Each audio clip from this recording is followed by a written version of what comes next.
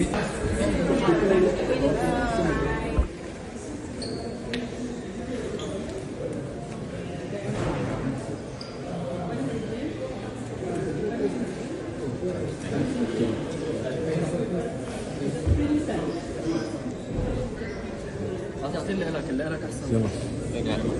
one is better.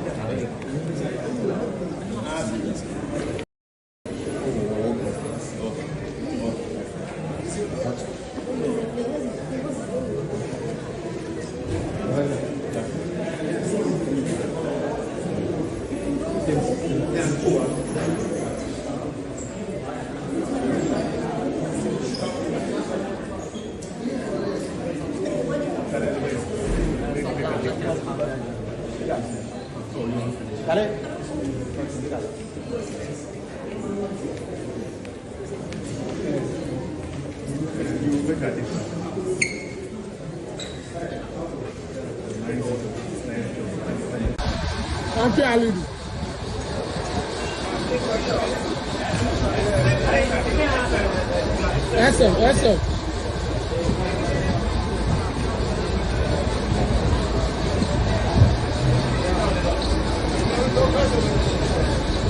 Itu.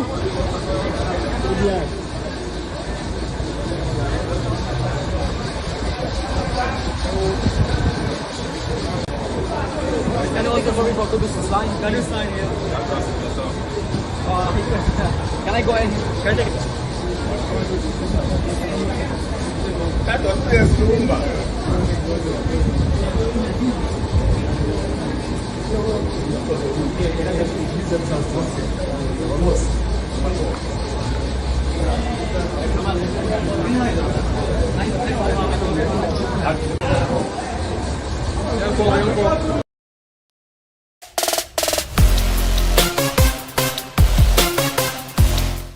Now the Ghana Black Stars know what is at stake. This is their penultimate game away in Morocco versus Central African Republic. The last time the Black Stars met Central African Republic, it was an enthralling 4-3 encounter.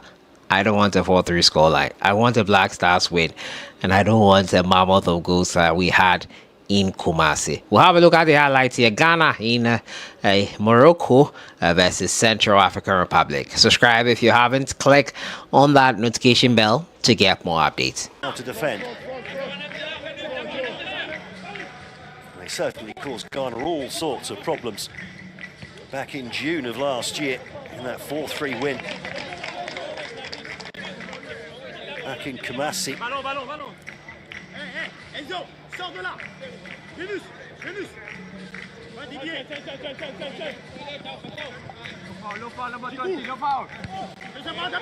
throw down the line, quickly snuffed out there by the Ghana back line.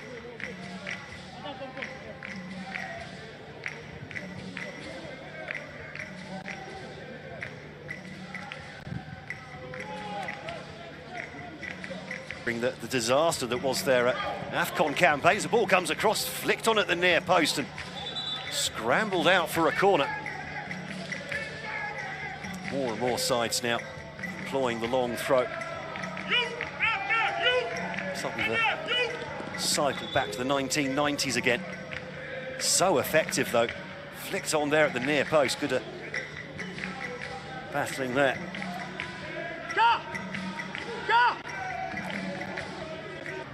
Enzo!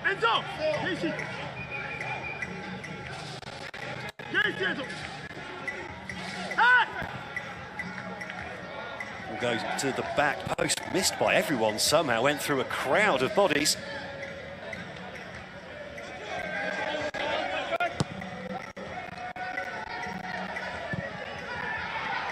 Shot comes in straight. That's a Dominique Ifigane. So the first shot of the game finally.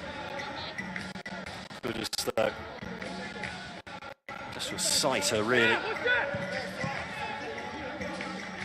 cut out in midfield by the Ghanaians. Foul then going against them on the halfway line. Randa Furiua going to ground.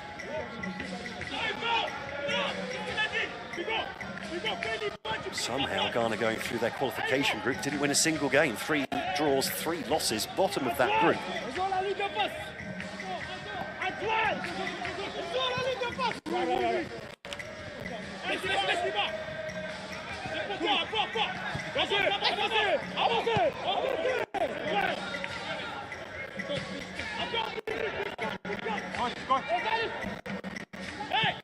High. No way through though. Disciplined defending at the moment from the home side. Fatawu gets down the back. Cut out at the near post there by Cherubim Basse. There were yellow shirts lurking behind as well. Good play from Abdul Fatawu. Showing a bit of pace. Nayu and Semenyo.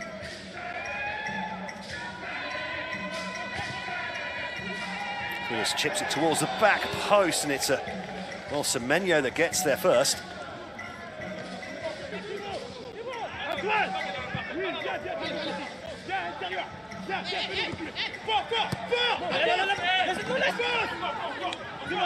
Once again, Namsona all over him.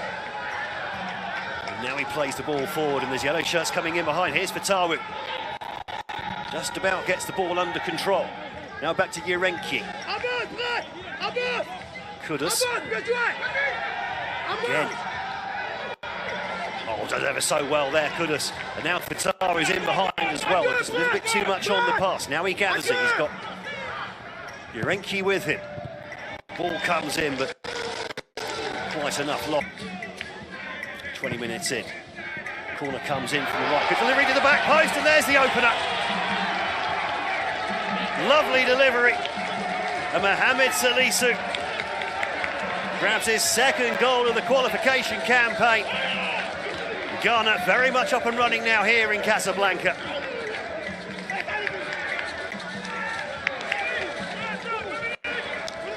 Oh, the goal vital, given what's going on elsewhere in the group. Well, he threatened earlier from another corner, just didn't quite get the timing of the jump right this time though.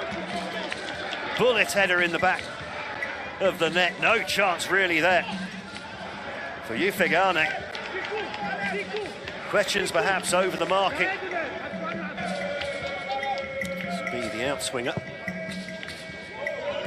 Then goes deep, and the shot comes in.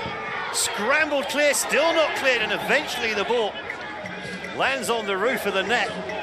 2 or 3 efforts at goal there. The initial header scrambled off the line. Another good delivery. The initial header coming in from Kwasi Sibo. And then Sibo again with the last touch. There's a bit of footwork there at the back. Now Fatawu.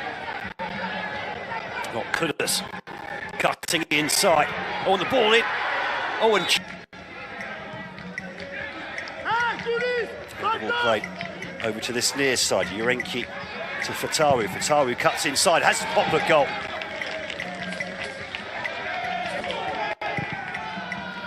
And Fatawu with a shot from distance, and that's just over the crossbar. Real Oviedo, midfielder. It's only his 2nd international cap as well. The Sare's nearly caught out there. Looked like he's particularly playing at full pace, but now he puts down the hammer. Not for the first time. Basse comes across and deals with it, but then Semenyo uses his strength, wins the ball back, and the cross takes a slight deflection into the hands of the keeper, who gathers it the 2nd time of asking. Quickly plays the ball out as well, trying to catch out the Ghanaian back line. Tub box at the moment, all sorts going on here. As the ball comes in, and it's Kwasi Sibo with Mensah. Turns back, ball inside to Jordan Nayu, who just dropped deep for a moment. He's burnt past one, and he's played a nice little ball through there. Oh, and this is opening up nicely for Ghana. And that's 2-0. Thomas Partey. Timing is run into the box of perfection. And surely now, from that point on, the Central African Republic were in trouble. As soon as he got the ball there, playing it through, then Partey, perfect first touch into space, everyone being played onside there by Flory Yangao.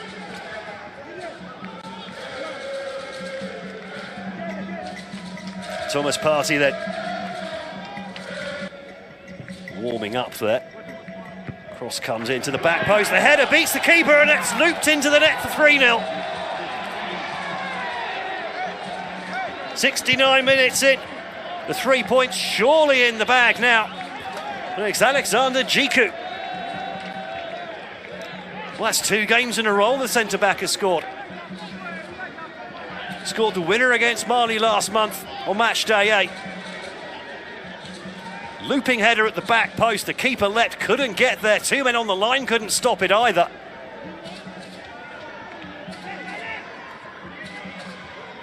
That's a second goal from a corner. The Ghana have scored in Morocco. Ghana leading by 3-0. To be fair, they have been largely dominant. Certainly the marking from set pieces from the Central African Republic not good enough. As Mensah puts another ball in. Half cut out at the back post, the shot comes in, it's 4-0. And Jordan Ayew has his goal to add to his 2 assists. And Ghana now rampant.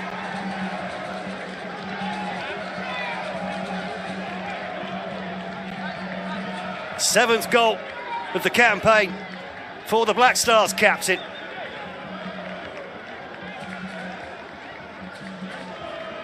Top scorer in the group, by the way. Just as well that Kudus didn't get a touch on that. He'd have been flagged offside for certain.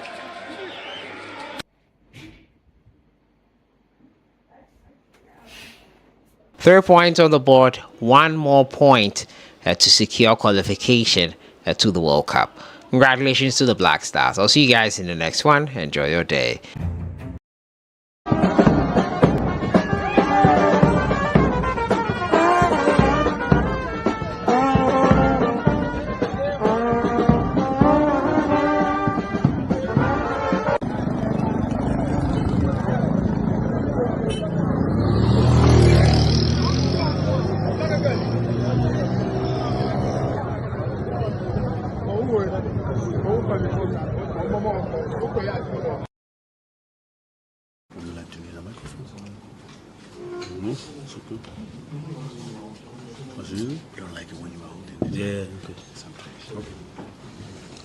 Good afternoon, colleagues, and welcome to the official press conference for the game between Ghana and Comoros. The Comoros team arrived late last night, around 11 p.m. They will have their training session at 7 p.m. Their press conference is at 6:30 this evening. The first 15 minutes of each training session is open to the media.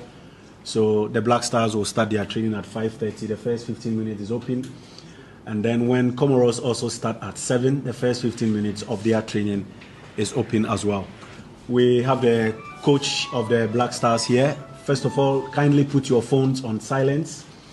And the photographers, those who want to take pictures, you may do so before we start in order to avoid flashes when the press conference is ongoing. Thank you. Thank you.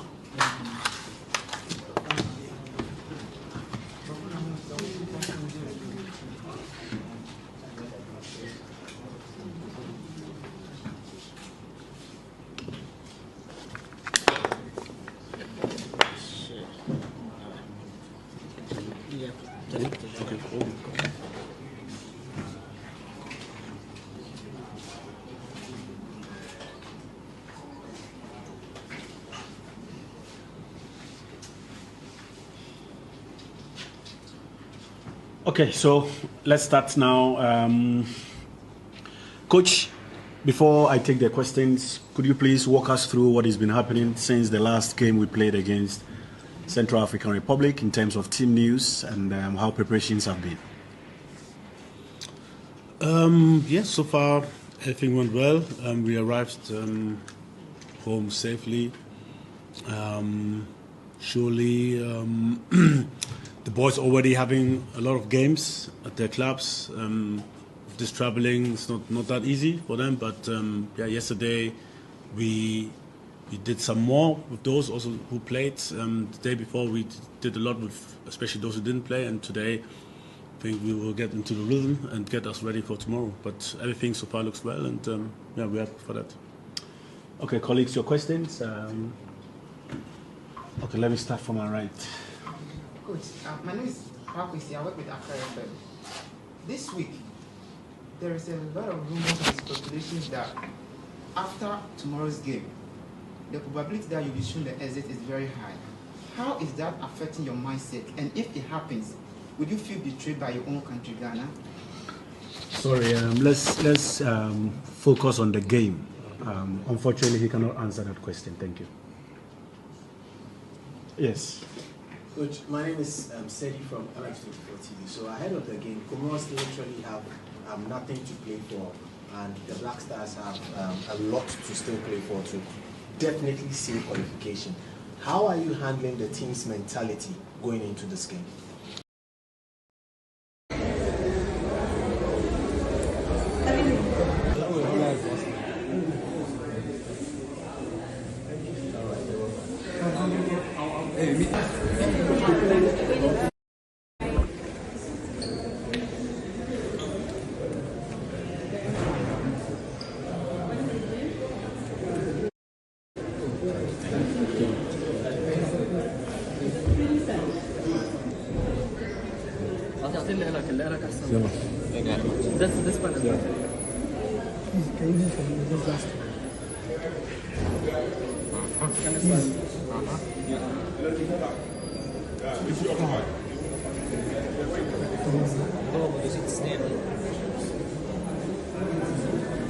This one is better.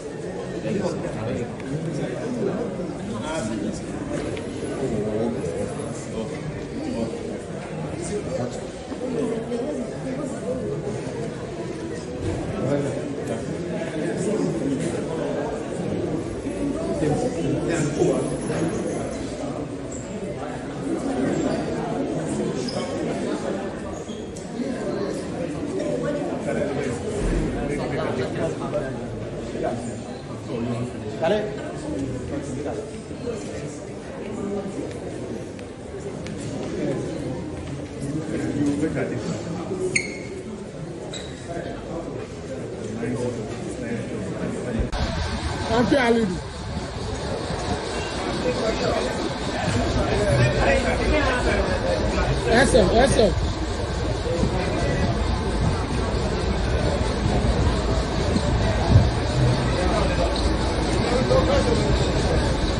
Tutu. Yeah.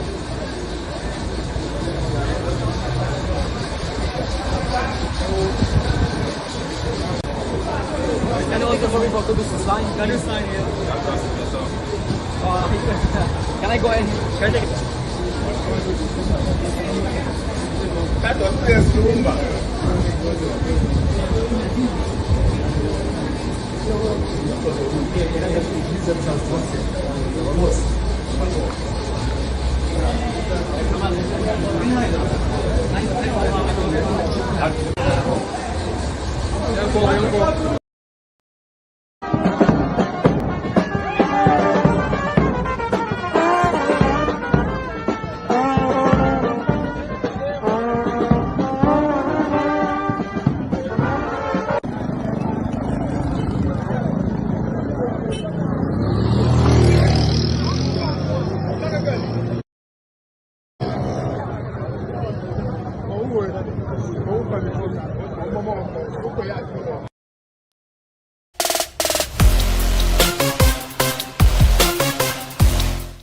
The Ghana Black Stars know what is at stake. This is their penultimate game away in Morocco versus Central African Republic. The last time the Black Stars met Central African Republic, it was an enthralling 4-3 encounter. I don't want a 4-3 scoreline. I want a Black Stars win, and I don't want a mammoth of goals that we had in Kumasi. We'll have a look at the highlights here. Ghana in Morocco versus Central African Republic. Subscribe if you haven't. Click on that notification bell to get more updates. How to defend. They certainly caused Ghana all sorts of problems back in June of last year in that 4-3 win back in Kumasi. On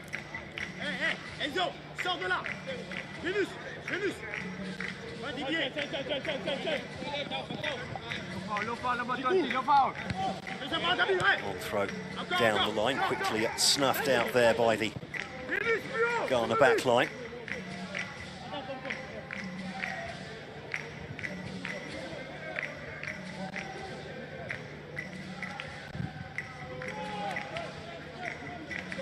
The disaster that was their AFCON campaigns. The ball comes across, flicked on at the near post and scrambled out for a corner. More and more sides now employing the long throw. Something that cycled back to the 1990s again. So effective though. Flicked on there at the near post. Good at battling there.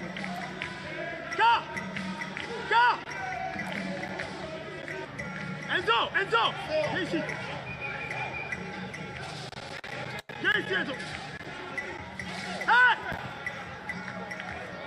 Will go to the back post, missed by everyone somehow, went through a crowd of bodies.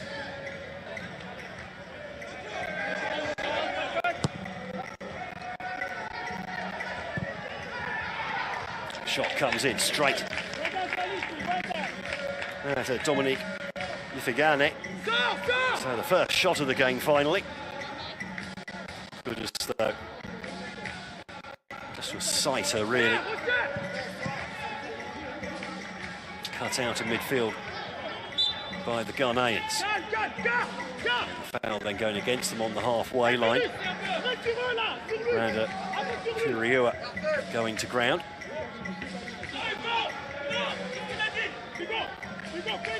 Somehow Ghana going through their qualification group didn't win a single game. 3 draws, 3 losses, bottom of that group.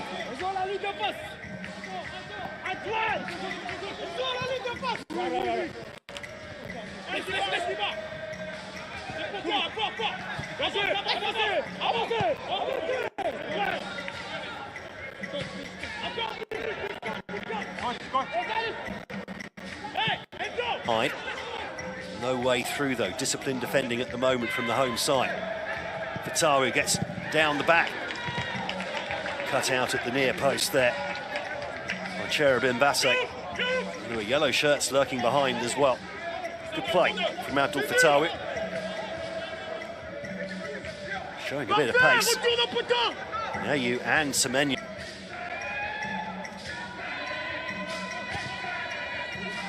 Chris chips it towards the back post, and it's Semenyo that gets there first.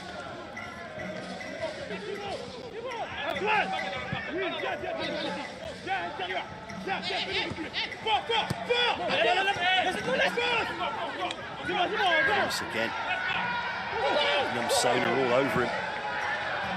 And now he plays the ball forward, and there's yellow shirts coming in behind. Here's Fatawu. Just about gets the ball under control. Now back to Yerenki. Kudus. Again.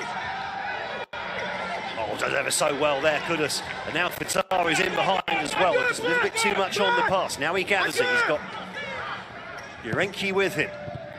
Ball comes in, but quite enough lock. 20 minutes in. Corner comes in from the right. Good delivery to the back post, and there's the opener. Lovely delivery. And Mohamed Salisu grabs his second goal of the qualification campaign. Ghana very much up and running now here in Casablanca.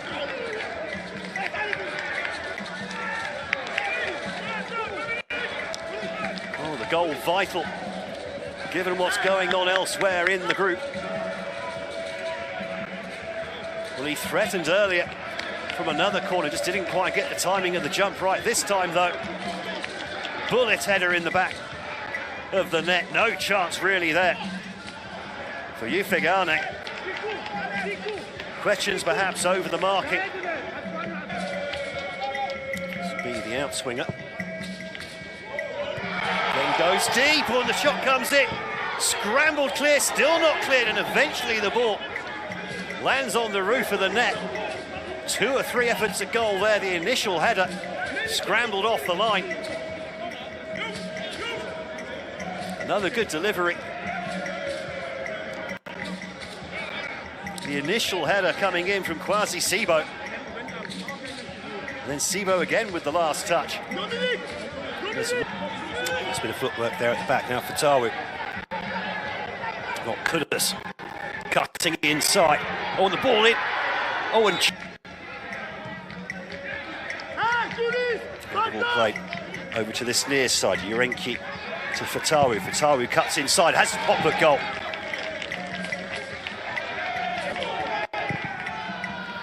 And Fatawu with a shot from distance, and that's just over the crossbar. Real Oviedo, midfielder. It's only his second international cap as well. The Sare's nearly caught out there. Looked like he's particularly playing at full pace, but now he puts down the hammer. Not for the first time.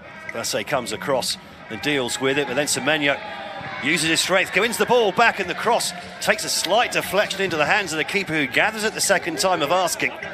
Quickly plays the ball out as well, trying to catch out the Ghanaian back line. Tug box at the moment, all sorts going on here as the ball comes in, and it's Kwasi Sibo with Mensah. Turns the back ball inside to Jordan Ayew, who just dropped deep for a moment. He's burnt past one and he's played a nice little ball through there. Oh, and this is opening up nicely for Ghana. And that's 2-0. Thomas Partey. Timing is run into the box of perfection. And surely now, from that point on, the Central African Republic were in trouble. As soon as he got the ball there, playing it through, then Partey, perfect first touch into space, everyone being played on side there by Flory Yangao.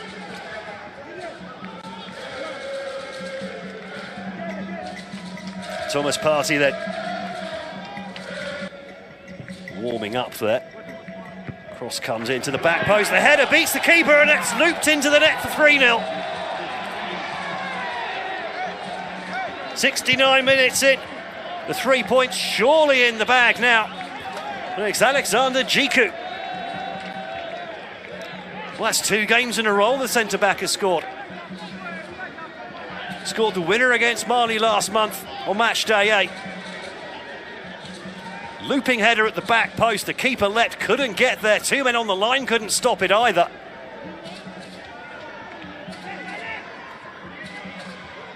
That's a second goal from a corner. The Ghana have scored in Morocco. Ghana leading by 3-0.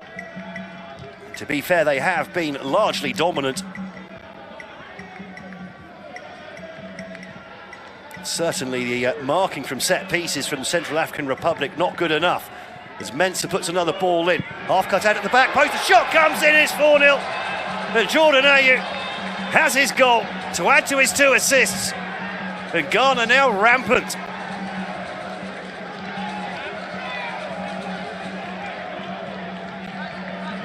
Seventh goal of the campaign for the Black Stars captain.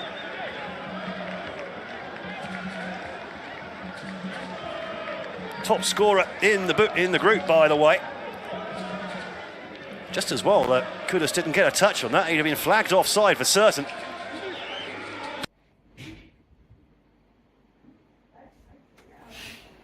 Three points on the board, 1 more point to secure qualification to the World Cup. Congratulations to the Black Stars. I'll see you guys in the next one. Enjoy your day.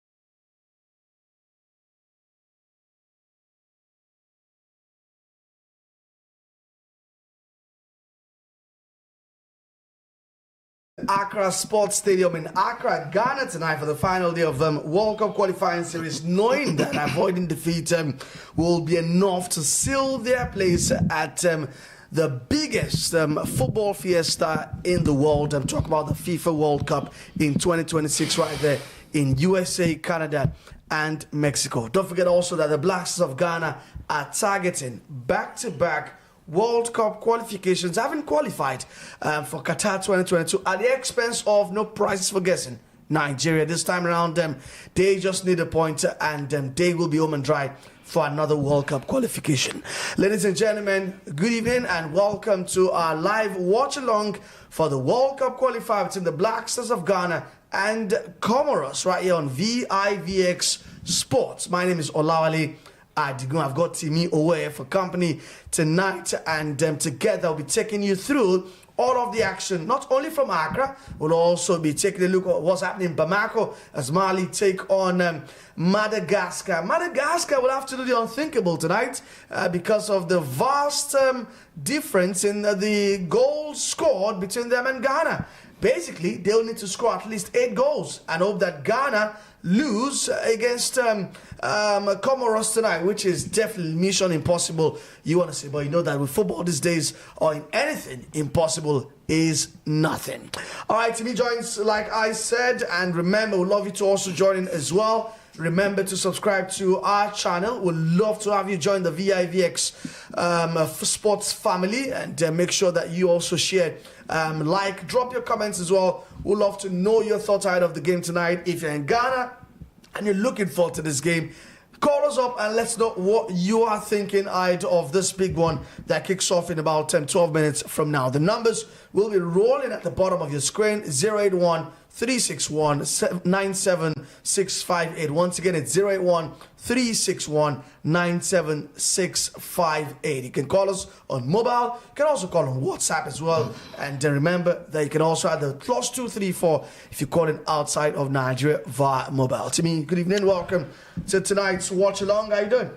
Great to be here, Wale. Always glad to be in the studio with you anytime, any day. And like you said, Ghana are on the brink of getting to their back-to-back World Cup. They were in Qatar at the expense of Nigeria. And now, after not qualifying for the AFCON happening in Morocco, November, December, or more or less December, January, you have to say they've given it their shot. They've given it their all this time around. The guys have really done themselves good by making sure that they're not waiting for the last day to get the qualification ticket. I think Ghana have done fantastically well. Otto Addo, the coach, has also been able to steady the ship after being knocked out of AFCON last year, early stages and the group stages by this same Comoros Island, and somehow they still didn't qualify for another AFCON. So this World Cup is more or less like something to just cool down the tempers that has been flaring in Ghana. So it's a good day for them. It's a celebration day for them because, like it or not, nothing's going to happen. Even if they lose here, I don't see Madagascar pumping in as much as 8 goals against the Malians, and they're even playing away from home.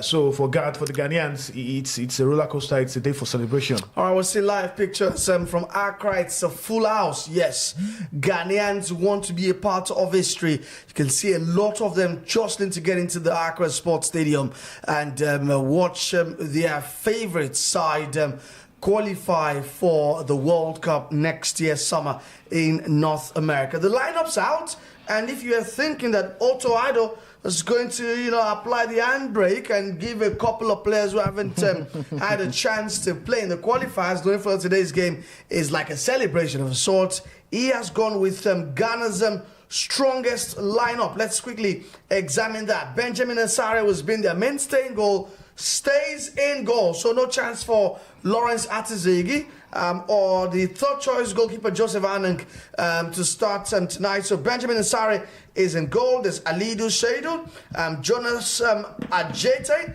Thomas Partey as well starts the Villarreal midfielder. There's Mohamed Salisu, Kwadi Sibo, Jordan Ayus, the captain, as always, Captain Fantastic. He scored 7 goals in this qualifying campaign for the Black Stars. There's also Bournemouth's informer and who I call the best player in the Premier League right now, Antoine Semenyo. Mohamed Kudus also starts, Ebenezer Annan and Alexander Jiku. It tells you a lot about what Ado is thinking at this point in time. No room for complacency. He knows that he needs to get the ball rolling from the blast of the whistle, starting his regulars, his mainstay, the top players, the ones that have been delivering goals for him in these qualifiers, and still putting his trust in them. I think, like we mentioned, a day for celebration for the Ghanaians. Definitely, they'll still want to see some of their star players, Thomas Partey, Semenyo, Jordan Ayew, Mohamed Kudus. I think it's really a good one for the Ghanaians at this point in time, that they will be seeing some of their best players at home. Finally, this might just be one of those send-forth matches for them. To the World Cup. Like we're seeing in the pictures here, the ladies dancing, knowing that, hey, no matter what happens here today, we are through to the World Cup in America, Canada, and also Mexico. And so he calls a celebration for the starting 11. I feel that it's just for the players to just get relaxed and just play their game. And they know there's nothing really at stake here to really fight for. So anyhow you want to look at it, it's a win-win for the Ghanaians. All right, on the bench, we can find Lawrence Artazigi, Caleb Yenikeyi, Abdul Fattah Ishaku, Brandon Thomas Asante, Joseph Anang, Joseph Pansil, Gideon Mensah, Kojo Opong Pepera, Christopher Bonsuba, Jerome Opoku, Prince Owusu, and Kamaldin Suleimana. And Timi, it seems like it's a mixed bag of sorts for the Blacks, because they're about to qualify for the World Cup, but they won't be at the AFCON. Surprisingly, it's a worrying thing for them, because, like I said earlier, the last AFCON, they crashed out in the group stages, losing to Comoros in the final game where they needed a win. I think that should have been a wake-up call for them, but you look at the group again that they were grouped in for the qualifiers for the AFCON, for the one happening in Morocco later this year. I think they had the likes of Angola and I think Sudan. It was the former Ghanaian coach too, Kwesi Appiah, who really did them strong thing, like we say here in Nigeria, making sure that he got one over there. And I think they were dismal in that qualifiers because they only had 3 points, if I can remember clearly. And so it was Sudan and I think Angola going through in that group. So for the Ghanaians, this will be a kind of solace for them. Like it or not, the World Cup is a bigger tournament than the AFCON. Even though we know, me and you, we know that they are not going to win the World Cup. But then again, it's still a bigger platform. It's the biggest football fiesta in the world. You always want to be there. Yeah, for any player, any caliber of player at any level, you always want to be at the World Cup. Yeah, but to me, here comes a bit of a crossroad. Yeah, would you rather qualify for the World Cup or win the AFCON? Well, the funny thing is, Chuma asked me this same question the last time I was here, and I'll stick to what I said the last time. I would prefer to win the AFCON because for an African country, I don't think we are really ready to go all the way winning the World Cup. We don't prepare well for the World Cup. We just got to the semi-finals of the last World Cup. Morocco is just a standout, and Morocco are not regular qualifiers in the past. This is just something they've been starting to do in recent years. Yeah, but Morocco in 1998. I mean, I remember Norway, Brazil, Scotland. But hey, Morocco. For now, yes, one of the best teams in Africa. But Olale, when you talk about winning the World Cup, it's not just about you want to go and play 7 games and win those 7 games. The other countries that are there, talk about Germany, Brazil, Argentina, Italy might not even qualify they didn't qualify for the last one. There's a reason why only probably 7 or 8 teams have won the World Cup. So it tells you that it's like a cult going there to the World Cup to win it. So for me, I don't see an African country winning the World Cup in the next 3, 4, 5 editions. So indirectly, he's saying that if the Super Eagles win the AFCON in Morocco, it will make up for not qualifying for the World Cup. No, never. It won't make up, like it or not, because the World Cup is one of the biggest stages where we always look forward to. Like it or not, it's a stage where even if Nigeria don't qualify, we still want to watch the World Cup. So Nigeria being there is also another advantage. I'm not saying Nigeria, if we don't go to the World Cup, we can just take solace in winning the AFCON. The AFCON, yes, we might win it, but then again, the World Cup is also a very good privilege for a very good platform for some of our players to also show their stars. But like I said, for me, I would prefer to win the Nations Cup than going to the World Cup and just fluffing and getting out in the group stage or maybe the round of 16. All right, if you're just joining us for the very first time, welcome to our live watch-along for the final Group World Cup qualifier in Africa between Ghana and Comoros. And today actually leads us into the last or final round of World Cup qualifiers on the continent that will end, I believe, on Tuesday with the Super Eagles get to the date with Destiny against the Cheetahs of Benin, and it's a three-way battle. In fact, that's the only group in the World Cup qualifying series where it is a three-way battle for qualification going down the wire. So we've got the watch-along for Ghana, the Black Stars, and the Koile Kantes of Comoros Islands coming up in about 4 minutes from now. Kickoff at the Accra Sports Stadium, and yours truly and Timi will be taking you through that blow-by-blow account of how Ghana about to qualify for the World Cup. And you've been seeing the pictures. It's a relaxed atmosphere. Hours before the game, fans were taking pictures even with the players of the Black Stars. You could see on their faces that they've won the battle, they've won the war.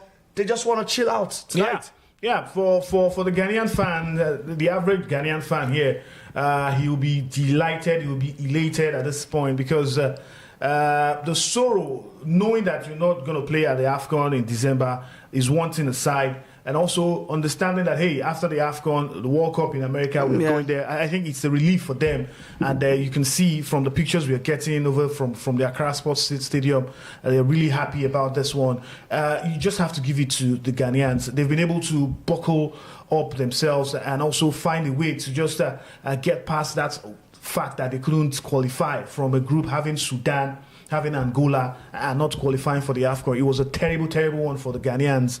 And I feel that in a way, for a nation that has won the AFCON 4 times, not qualifying after getting out of the group stage in the last edition, it was terrible. But hey, the World Cup is here. They're having the ticket in their hands. There's no worry for anything about whether they win or lose this match. Whatever happens in this game, they are still going to get to that plane to the Americas. So for the Ghanaians, it's all celebration or galore. Like you mentioned, they were even having pictures with the players. It shows you how relaxed the atmosphere is even amongst the players themselves. And so, for all you can give or for all you can take out from this game, you just have to say the Ghanaian fans will really be happy watching their team play against Comoros. All right, Comoros. And also getting one over them, because last time they lost the first leg. They lost the first leg in Comoros. So, for Ghanaians, it will be like a payback. You knocked us out at the last AFCON. You beat us in the first leg of this one, so we have to get our revenge. All right, Comoros Miller travel to Accra. They're seeking to end their campaign on a high after giving their all in the pursuit of a first ever World Cup berth. Though their midweek defeat a couple of days ago, I thought dashed any remaining hopes. They did have a win against Madagascar to move up to second, but they were sluggish from the start, and it was just they ended 1-1, and they could only get a late equalizer, and it proves just to be a consolation. So they are 4 points adrift of second place. They're out of contention. Comoros are 4th on the table in Group I with 15 points from 5 wins. They've got 4 losses as well, and they scored 12 and considered the same number. Ghana, by the way, have scored 22 goals. And to me, like it or not, a key part of Ghana's campaign has been how decisive, how emphatic they've been in front of goal. Yeah, and just before we came on air, I was talking to you about Jordan Ayew, who has contributed much more in terms of goals and assists in this qualifiers. I think the Ghanaians, they are a well-oiled machine. They are scoring goal left, right, center. They are not shy in front of goal, and that's the sweet thing about this Black Stars of Ghana. They understood the dynamics that, hey, we needed to win matches and win well. We've seen them winning as much as 5 goals, nothing, 3 goals, nothing, pumping in those goals, and that's something that you really want to see from your team. We can't say the same for the Super Eagles of Nigeria, but for the Ghanaian side, I think we have to give them credit, and we also have to give Auto Ado the credit too for churning out a squad to be able to score goals and win matches emphatically. I think it says a lot about the Black Stars. All right, let's quickly take you through our Comoros lineup tonight. They'll take a break, then come back and join the game live, which should be starting anytime soon. There's Anzi Mati Abudu, there's Bura at left back, Emda Oma, Toibubu Yusuf at right back, Solihi playing as its defensive midfielder. It's a front 4 of Said Mchangama, Yusuf Selimani, and up front they've got Burani. We're going to take a break, and when we come back, it's straight up to the thick of the action.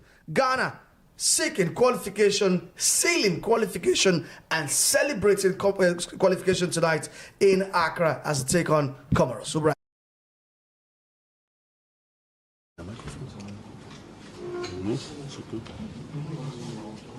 You don't like it when you hold it. Yeah, okay. Sometimes. Good afternoon, colleagues, and welcome to the official press conference for the game between Ghana and Comoros. By way of information, the Comoros team arrived late last night, around 11 p.m. They will have their training session at 7 p.m. Their press conference is at 6:30 this evening. The first 15 minutes of each training session is open to the media. So the Black Stars will start their training at 5:30. The first 15 minutes is open. And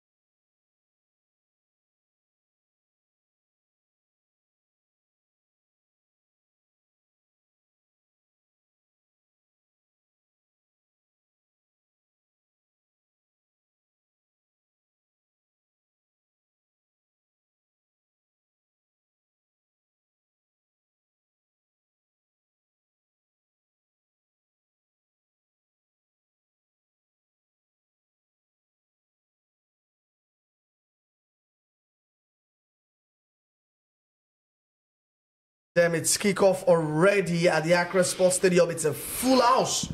Yeah, it's a full house, and Ghana draped in their traditional all yellow kits, while Comoros also in their traditional all green kits as well. Ghana playing from the left to the right of our screen as Mohamed Kudus gets the ball on the left side, but it's halfway through for Ghana. Remember that we'll be taking your thoughts, although we have to pause on that till about half time. 081-361-97658. And earlier today we had some World Cup qualifier dead rubbers because Zambia lost them at home to Niger 1-0, while Chad lost them to Central African Republic 3-2. Remember, Chad and Central African Republic are in Ghana's Group I, and on as we speak we've got 4 games going on right now. Burkina Faso up against Ethiopia, Djibouti versus Sierra Leone, Egypt, who have already qualified for the World Cup, also taking on Guinea-Bissau, while Mali and Bamako are up against Madagascar. But all of our eyes, our focus is on the Blacks of Ghana. Comoros come from the left, cross comes, it's a tantalizing one, and what a chance for Comoros right there. First big chance of the game. And Timi, that was a close call for Ghana. Yeah, it was a close one after that blunder from the defender. I don't know what he was thinking. He slipped and gave that opportunity to that attacking player to be able to get on that ball and put that sweet cross from the right wing back Ismail Boura, who made that tantalizing cross into the 6-yard box. But unfortunately, the header from Yusuf just couldn't bring it down. I think he could have done better there with that header, but then I felt he was just not composed for that one. First big chance going to the away side as Dede Ayew is penalized, is fouled. The Comoros number 8, Yusuf, as well, for a Comoros free kick. And Ghana will know that in as much as they want to pop the champagne, they need to be professional and put up a professional performance tonight in front of their Timi fans. Comoros with another prod in passing there, but that's curtailed by Ghana's Salisu. It's now Ghana's turn to attack this time. Antoine Semenyo. But he retreats and it's going to send the ball back to Alexander Djiku, the Fenerbahce centre-back, who gets it to Salisu. Salisu finds Thomas Partey. Partey with a trademark cross thread to the part of Semenyo, But goalkeeper Anzimati is out, and to me appears that Semenya is finding himself in those central spaces as a number 9. Yeah, he's getting those opportunities to run in with those passes coming in from behind. I think one thing that the defenders of the Comoros will need to watch out for is his speed and also his technique on the ball when he has it. Definitely, he has those streaks in his legs. They have to be very careful and wary of him. But then you still have to talk about those passes coming in from the likes of Kudus and also Thomas Partey supplying the deliveries for him to be able to get those goals. Let's not forget Jordan Ayew is also in there to link up with him in that attacking mode. So for the Ghanaians, they have it all sorted out in front of goal. They can score goals. Semenyo is there for them. Jordan Ayew is there for them. Semenyo the best player in the Premier League right now.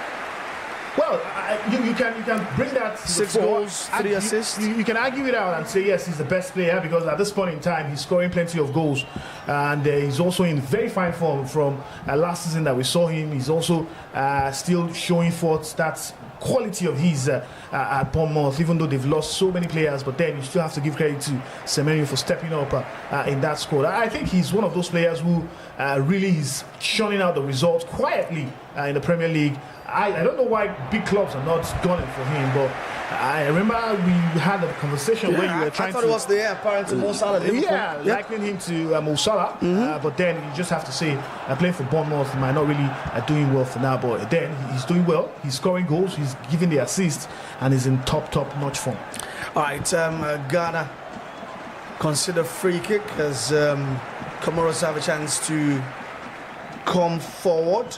Selemani fouled by Sibo. As Comoros are hoping to strike first in this one and play for pride.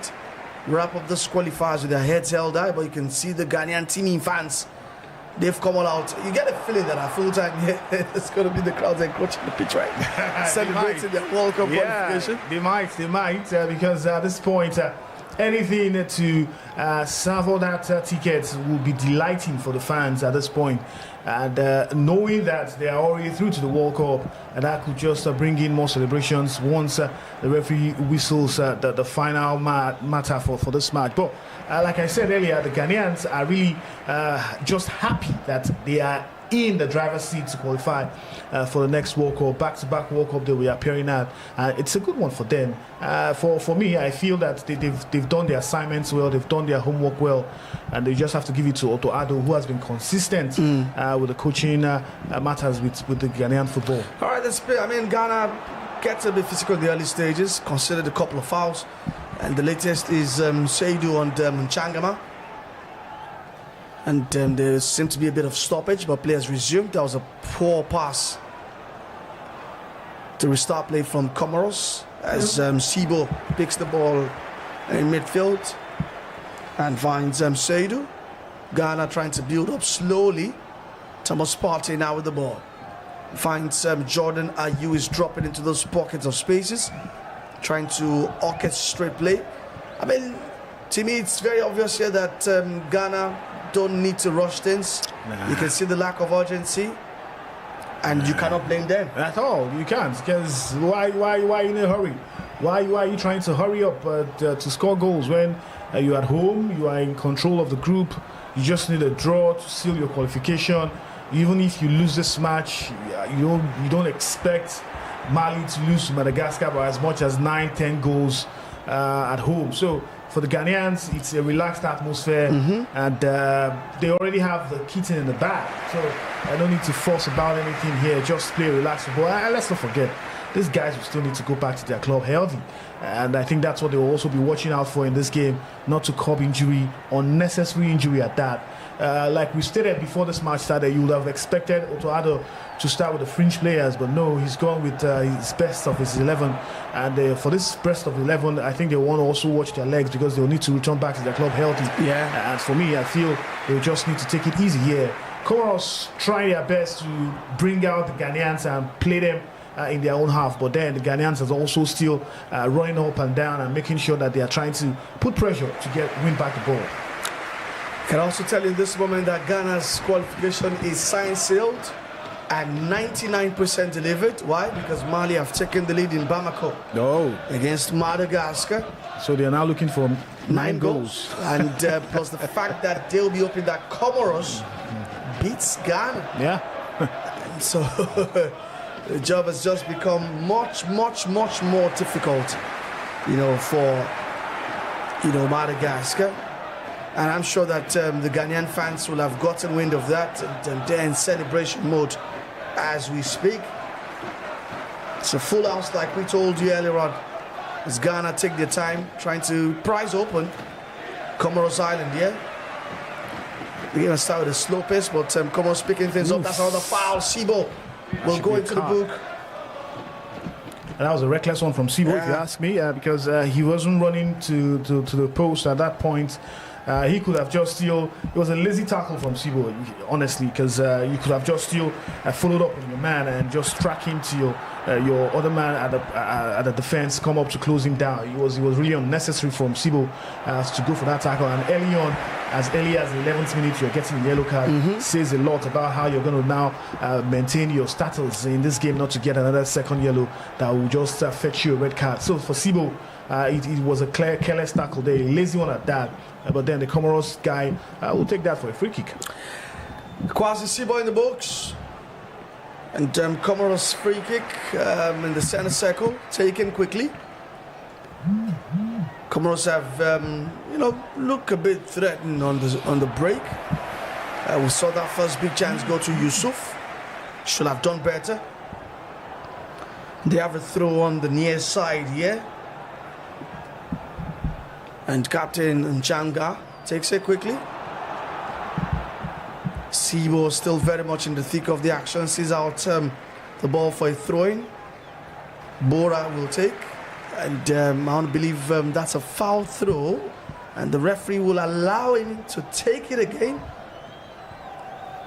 I think the referee telling Bora to take the throw again. 12 minutes gone. Ghana nil, Comoros nil. Ghana very much safely into the World Cup next summer. Still in back-to-back World Cups. Timi, you remember their first World Cup was 2006. Apparently, first time for 4-time champions of AFCON. Why is it this 4-time champions? The last AFCON win was, I think, in the 70s, wasn't it? Yeah, it was 72. But they have 4 titles to their name. And I think the Ghanaians, it's really surprising that they had to wait for so long a time before they could get their hands or get a ticket to the World Cup, and that was in 2006. It was the year for the first timers, actually.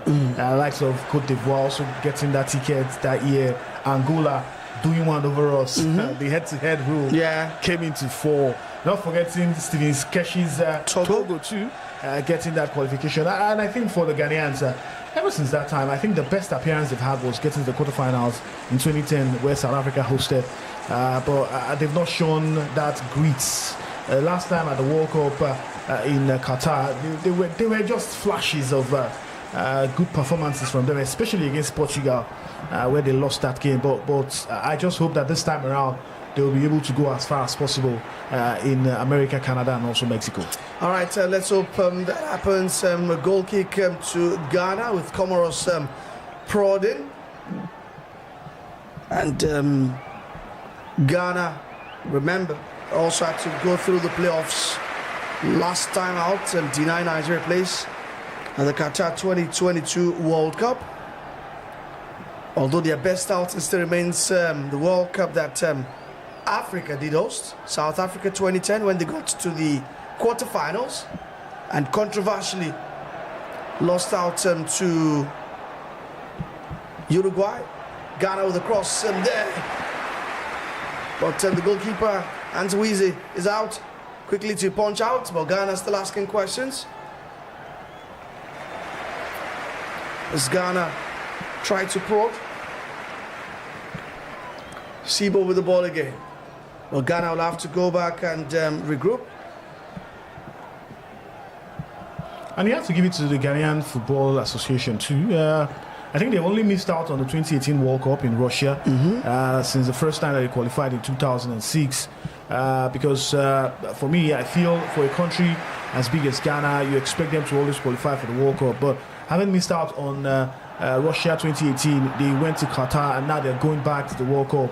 It tells you a lot how well the Ghana Football Association has been able to make sure that this team is still gelling well. It's been like a tough last 2 years for them, but they seem to have steadied things this year. Yeah, because you remember they had a coach who was overseeing things, and Otoado was more or less like the assistant. But then they had Chris Hutton at one point in time. Exactly, who more or less after that debacle against Comoros at the Nations Cup, he was sacked. Had to go. Yeah, and so for Otoado, who has always been there since early 2021, I guess. Yes, he's been able to steady the ship. He's brought in new players. He's brought in a blend of the experience and also the young ones. We saw them at that Unity Cup against Nigeria, where he brought in some fresh legs and they tested some of those players. And you just have to give it to Otoado, who has been able to masterfully create a blend of experience and youthful side for this Ghanaian side. It's interesting that they'll be going to this World Cup knowing that they have youth and experience in their squad. Ghana taking it slow and easy. Jiku at the back. They will take their time, knowing for that Mali have also played a part in helping them to the World Cup. Mali as well searching for a first ever World Cup appearance. We thought was going to be this campaign for them, but they fizzled out really badly. Jordan Ayew will chase the ball. Can he get to it? No, he doesn't. It's been out-muscled by the Comoros right back, Yusuf.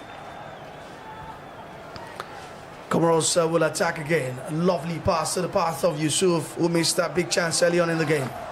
But it's going to be out for corner kick. The first for Comoros Island. A chance for them to really make something happen. Creates a bit of more chaos. And that was a good one from the defender, Jiku there, making sure that he was fully alert with the player trying to take on that long pass that he got from his teammate, the Comoros player, I mean. But the first corner here might just pose problem for the Ghanaian defense. And speak of Comoros, we had a football club there participating in the CAF Champions League preliminary phase. Zili Maju, they were in Nigeria a couple of weeks ago. In fact, they played the first leg and the away leg in Nigeria, Abeokuta to be precise. I think FIFA still, CAF and FIFA didn't approve any of the stadiums. Yeah, they don't have any FIFA or CAF approved stadium in Comoros. So it was logical that they just had to use the MQ Abiola Stadium. And I think even at international level, they've had to play home games in Morocco. That tells you the story. Yeah, but they have a corner kick here in front of a sellout Accra Sports Stadium. Corner kick comes through, but Jiku will head it out for a throw in, which Comoros are going to take very much quickly. Lovely footwork in there, but referee spots a foul there, and it's going to be a free kick to Comoros Island. And it's Anan with the foul. Fleet-footed. But that was quick foot from the Comoros guy. It was fast thinking, quick thinking, and smart move from him also to win that foul. I think the defender, I think it was a left back, Ajete or something, who just couldn't hold his own body well and just had to put in the leg for that tackle. But free kick here, and definitely a dangerous one might just come in as an in-swinger. Comoros with a chance to swing something in. 19 plus minutes gone in this one. We'll bring you updates from other match centres and the CAF World Cup qualifiers. Nothing to really hold on to tonight, I must say.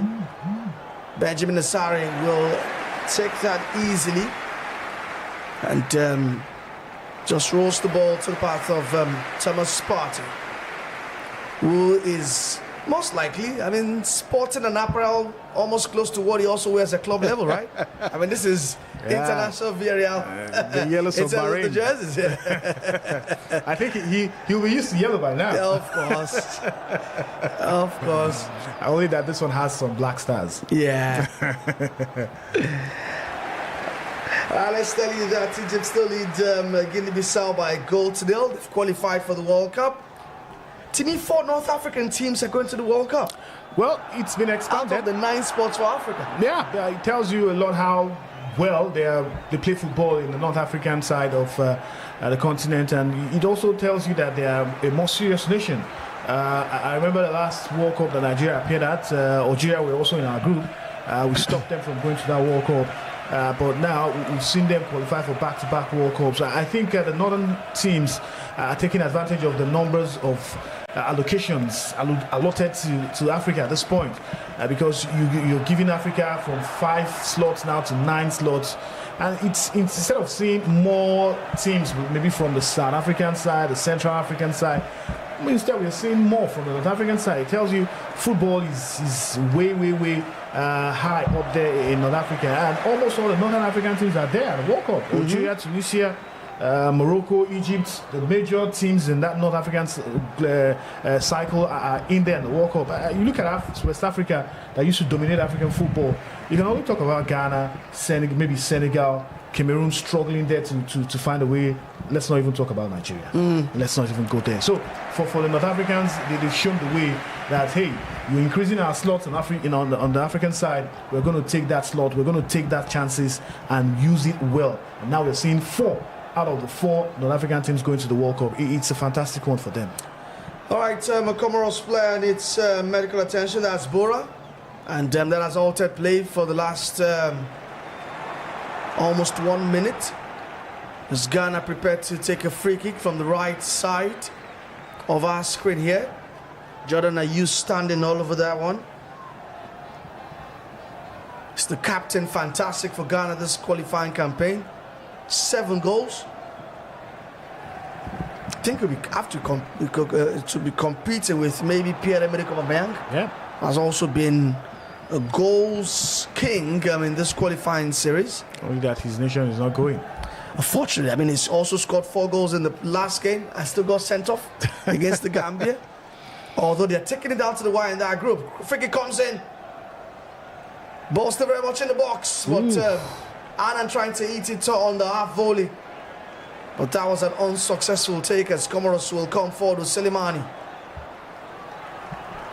It's been the liveliest COMOROS player so far, so good. Sibo keeping attack, but Sibo have to be very careful. Yep. No influence that time. He's on a yellow card. He's trading on dangerous legs here, because you keep holding the player when he has the ball, he's in front of the ball. You don't have any avenue or any means to get to that ball, and you're just trying to pull the player. You're just calling more questions to your head, man, calling more cards to your head. And he needs to be very careful at this point in time, because getting a red card this early on might not just augur well for the Ghanaian Stars. Throw into COMOROS in their 5-3-2 formation. Yusuf bombing forward from that right wing back position. He's going to take that throw. Looks like he wants to go long. Long he will go. Knockdown comes, but Ghana will clear. And COMOROS send it back in, but Ghana have another opportunity to clear. This time around, it's to Mohamed Kudus. But COMOROS forcing Ghana back again to regroup and reshape. Seydou will come forward from that right back position.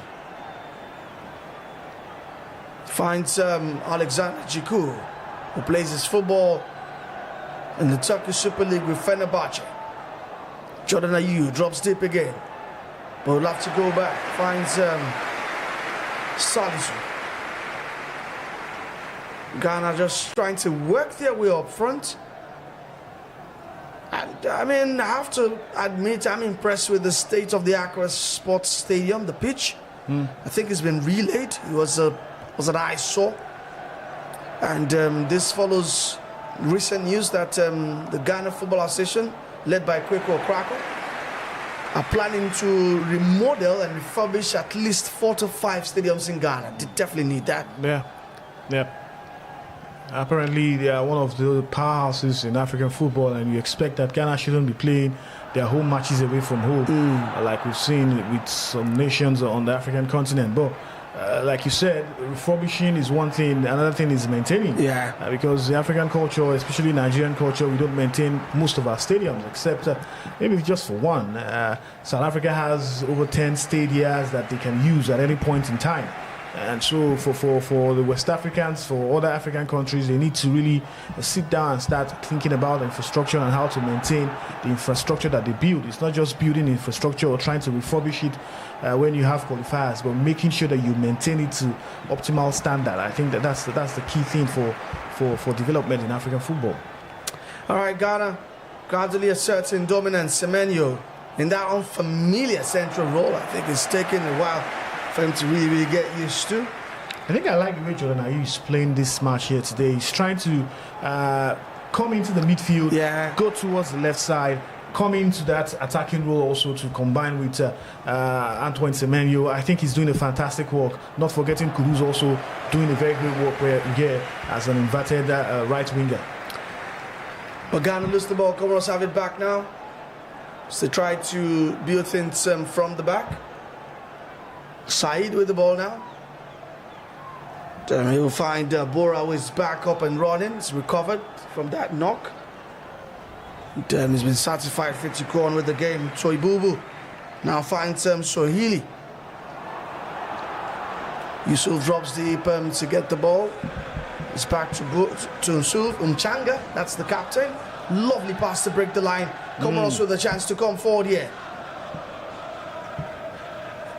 The Ghanaians appeal for offside, and offside is, but that was some brilliant piece of interplay coming from Comoros. And it was just assistant referee just coming to the aid of the Ghanaians. Yeah, it was a tight one, if you ask me. Yeah, Jiku kept the line. A very tight one there, but I think they already knew it was an offside call. That's why they just had to relax and given the opportunity for the Comoros guy to just place that one in the net. Don't you think that it's high time that CAF started trying to get VAR? I think it's about time. We saw that in Nigeria-Lesotho game, a couple of calls that VAR could have sorted out. It's long overdue. I don't know what's really keeping CAF from implementing the VAR for African qualifiers. It's really something that they need to look at, because like it or not, some questionable calls, especially in that game between Nigeria and Lesotho, really called for VAR, because some offside calls were just unnecessary for me. And I think penalty call they didn't get as exactly. For me, it's about time that CAF looks into it and make sure that VAR are implemented for all our qualifiers. Like it or not, they use it for CAF competitions, the Confederation Cup. Why not just use it for the qualifiers too, just to make sure everything is balanced, because the world is now moving to technology and we have to move with the world too. It's not just about being isolated from the world. So for the CAF and whoever is in charge, I think they need to look at the next phase of qualifiers. We should be having VAR. And let's hope that happens for the World Cup qualifiers for 2030. That one if we go. I mean, I was telling the colleague that with the South American bloc, CONMEBOL, angling for an expanded World Cup for 2034. It's about 62 or 64 teams. Trust me, Nigeria still struggle to qualify. I'm telling you, you can take that to the bank, Wale. Because the funny thing is, we don't learn lessons. We don't. In this part of the world, we don't learn lessons. Our struggle for qualification, if you remember vividly, started in 2002 World Cup. Oh yeah, that's where our struggle started, because I remember in 1998 we qualified, I think, two games to spare with Philippe Touzé. We've had some smooth qualifications. Ghana brought 2018. Yeah, 2018. We had, exactly. We had some smooth running there. Even Keshi too had some good time to qualify for Brazil 2014. Yeah, we qualified for 2014. Yeah, but we struggled 2010, I remember. Yeah, 2010 we really struggled. We had to call on the presidential task force. So I think we really do not learn lessons. That's my problem with the Nigerian Football Federation. These things happen over and over and over again, and it keeps reoccurring. I think the problem here is not about the players. It's not about whether we don't have quality. It's just about the organization. It's about the motivation from the football house. And if we don't get that right, if we don't get that planning right, Olali, we'll keep struggling. Even if they increase African slots to 20, Olali will still struggle. That's the problem. We'll still struggle. Wow. Although, I mean, I won't play devil's advocate. I've been saying that for the last couple of days. I think that we also got, I think we're in the toughest group in the World Cup qualifiers. Are you serious? No, I'm not making a brief from them. But I'm only saying that you look across from Group A to I. I thought the group that had Nigeria, Bafana, and Benin Republic. A lot of people underrate Benin, but they are coached by Ghana Raw. And we know, you know what you get Ghana Raw? You get solidity, you get organization, you get physicality. Benin played friendly against Senegal, I think, before the World Cup qualifier started. And Senegal was sweating off the ditch. I think they gave it a 2-2. They're a very organized side. We're going to find out again in Uyo Tuesday how organized that. So I thought, if you look across that group, I'm not making a case for Nigeria, but I thought that was the toughest group of the lot. I don't agree with you in a way, because Look at Morocco had. Morocco had the luxury of Eritrea even withdrawing from the competition. Yeah. Look at Tunisia. Tunisia also had an easy group. I'm not saying there are no tougher groups in there. I think, look at Ghana. They had to go through Mali, Madagascar, and Comoros. Trust me, if you put us in this group, I think we'll also struggle. We might not even qualify. I think the only problem we had in that group before, or when the groupings were made, would have been South Africa.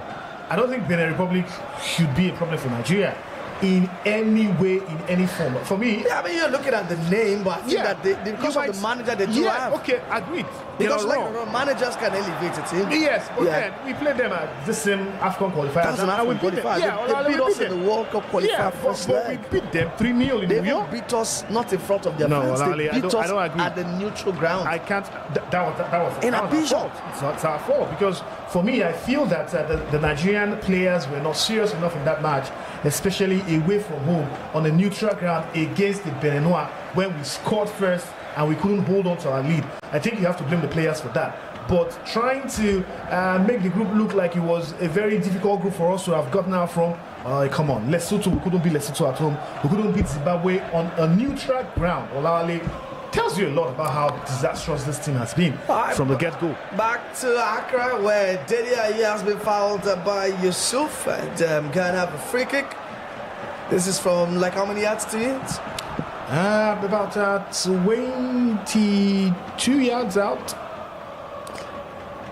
So give or take, let's say 25 yards. A chance for Ghana to open the scoring here. Mohamed Kudus and Captain Day Jordan Ayew standing over it. Will this be a direct one? It looks like Kudus might have the license. I think Jordan Ayew is angling for it too. Jordan Ayew also standing over it. But it's a low cross in, finds Antoine Semenyo in the box, who has been ushered out of it by the Comoros players. Semenyo gets it back to Ayew. Ayew finds Kudus. Kudus sends another cross in there. But the connecting header was missing, but Ghana will come again on the right-hand side. Cross comes in, but it's been repelled again by Comoros. And the Comoros are really defending well here. They play like they have something at stake in this match. It's really telling of them that they are putting in efforts to defend and making sure that they don't get the first goal in their nets for this first half. And I think they've been very, very solid the way they've been defending and making sure they're marking out every Ghanaian player trying to get into the 18-yard box. Saido with a throw-in. He wants to go long. 33 minutes scoring in Accra. Long throw comes in. And trust me, I think that the trend in global football suggests that the long throws are back. Yeah. They are back with full force. Everyone is taking advantage of the finer margins now to really give themselves an advantage. You can see that in the Premier League as well. Yeah, I was reading a report about what long throw does to every player, because you don't know where the ball is going to land. Yeah. So you are just you are anticipating from anywhere, anything. It could be a flick on, it could be a bouncing ball, it could be anything can happen with those long throws. So it's always very deadly. And for throw-ins, there are no offside. So that's another angle that most of these experts in quotes now who specialize in this set piece, exactly, they specialize on knowing that there are no offside calls. They set players at some random points where flick-ons could just come on. Chance for Antoine Semenyo to pull the trigger, but it's not on target. I think he was in a hurry. I think it's won a corner kick. I think he was in a hurry to take that shot. He could have just still played a dummy to the defender and beat him with a dribble, but then he just had to go for that shot as quickly as possible. But luckily for him, he still got a corner out of it, and they might still have a chance to score a goal here. Stefano Cousin, that's the coach for Comoros, the Italian, out from his bench, looking a bit concerned, knowing for that the momentum seemed to have swung towards the favor of the home side. But Ghana have a corner kick of theirs. Jordan Ayu's going to take. We were talking about long throws the other time, and takes me to Cardi Faloncho, the Brentford right back, an Italian, strangely. Cardi Michael. Yeah, Michael. Yeah. Oh man, his long throws have destabilized him. Chelsea case in point. Corner kick comes, but Comoros are going to see off danger. Ghana now knocking on the door. They seem to have upped the tempo. Yeah. So throwing to Comoros. Seydou just could not keep it in the pitch, and that will go out for throwing. Comoros will have a chance to rest and try to, all the pressure they've been under, they need to just breathe a sigh of relief. I think the Comoros guys are taking it easy now. They know they have to conserve energy. They still have the second half to still play for. But like I said earlier, I like the way they are defending. They are not giving the Ghanaians so much space to be able to attack them, except maybe for long balls. And they are also looking threatening when they go forward. It tells you a lot about how well this Comoros side is, if not just for one or two that they missed their way during the qualifiers. Maybe they might just be in the reckoning in this last match day to be able to get the ticket for the World Cup. But for the Ghanaians, I think they're just taking their time, strolling here and there, trying to get the balls into the 18-yard box, especially looking for Antoine Semenyo. Jordan Ayew, so far, I've not really seen much of him in the last 5 minutes, but then we've seen Semenyo trying to link up also with the midfielders. And long balls are beginning to be a theme in this game, where the Ghanaians are no longer trying to play from the midfield into the attack. A chance here, a good chance for Ghana here, and it goes begging. But Ghana are consistently asking questions now of the Comoros defense. That was a tricky one from Jordan Ayew, because he had to weave his way through some defenders there and still got that ball just between those Comoros defenders, but then his final ball just let him down. The Ghana coach out of this game was cautioning his players to stay grounded and avoid complacency, as the jail for their game against Comoros, which is some 37 minutes old. In football, anything can happen. Otoado, my brother, not this one. And in fact, I heard that Ghana have started making pre-World Cup preparations. They've organized an Asian tour. Even before this game, that was how confident they were about qualification. Don't forget Otoado, 49 years old. He's a talent coach at Borussia Dortmund. Played for Borussia Dortmund as well. If you're an OG, you'll remember. Yeah? I'm just thinking here, Lali, like the Ghanaians that we've seen that has failed to qualify for the AFCON, with Otoado in charge, after not qualifying for the AFCON and not starting well with this World Cup qualifiers, he could have been sacked. Yeah? He could have been sacked, but then they still allowed him to continue with the job he's been doing, blending in players, bringing in new players, bringing in the experienced one, also the young ones. I think that has really paid off well for the Ghanaian football, largely to an extent. All right, we seem to be going through water break that has been triggered by Anzi Mati, the Comoros goalkeeper, getting treatment on the pitch, and the players have also utilized that opportunity to get a water break. So play has been altered. I think they're signaling that he will need to be changed. Yeah, looks like the medical team is saying that he's going to be fine, as Otoado has a chance to talk to his players.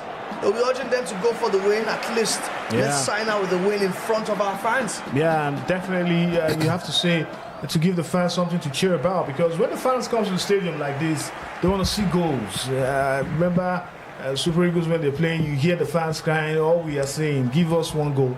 And for any fan, he would always want to see goals from his team. The Ghanaians have been pushing here. They've been pouring into the 18-yard box, trying to get that goal, but it's not just forthcoming. But then I think the more they keep knocking, the more they keep putting the pressure, piling the pressure on the Comoros defense, they might just get that break that they're looking for. I'm yet to see Koto Krakow, that's the head of the GFA in the stadium. I'm sure he must definitely be amongst the fans watching on. hopefully be able to get a glimpse of the GFA Bulls, who used to be under fire, but is enjoying a good run. And qualifying for the World Cup will definitely put him in better books with the Ghanaian football public. Absolutely. Comoros with the ball now in their own half, trying to get out, but Jordan Ayew is pressing, but lovely way to bring the ball out. Ball up top. Chiku with a fantastic stop in there. That was good. Excellent from Jiku, you have to say. Timely also from him, because if that ball had bounced, he'll just have to chase that ball, and you never can tell that if that attacker behind him might just run past him and get that ball. But it was timely from him to be able to just kick that ball away and just put it away to safety. Mali have scored the second goal, by the way. Oh, it's now 2-0 Mali. So let's find 10 goals for Madagascar, right? And hoping I cannot lose by as much as 8 goals here too. Interesting times for Comoros here. All right, Comoros trying to make something happen, but it's out for a throw-in on this right-hand side of the Ghanaian defense. As the Ghanaian bench is looking cool as a cucumber. Yeah, happy times. Yes. Going back to the World Cup, it's always interesting for your fans. It's always interesting for everybody. Everybody will just celebrate the fact that the Ghanaians are going to back-to-back World Cups after missing out in 2018, and it's a good one for them. It's a good one for their football. And you just have to say, when African slot has been increased from 5 to 9, you just have to be expecting the very best of African football at the World Cup. Let's hope we see that. As this cross comes in, but then, hey, it was a good catch from Benjamin. A very good one, because if he had left that ball, the Comoros guy could have nicked that one into the net. Benjamin Nassari has been looking decent anytime being called upon. That was a decent cross. That changed a bit of direction there. But Benjamin Nassari very much equal to the task.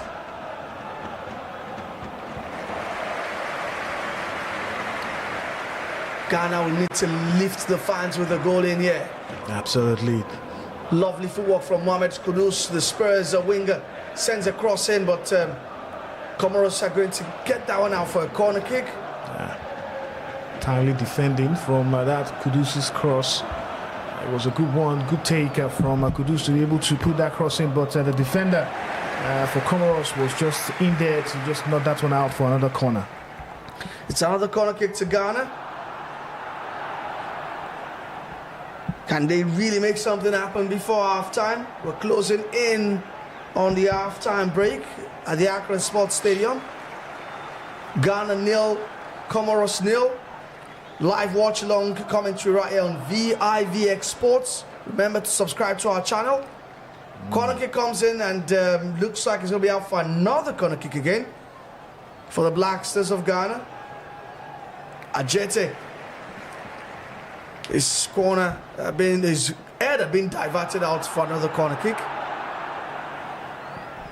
And credit to Solihi, who had to be big in that contest. Mohamed Kudus will take this one. It's going to be an in-swinging corner kick. As Antoine Semenyo, we haven't seen that much from him. Absolutely. And you can understand why he's been shunted to the middle. Mohamed Kudus playing on the left, it leaves him with no choice.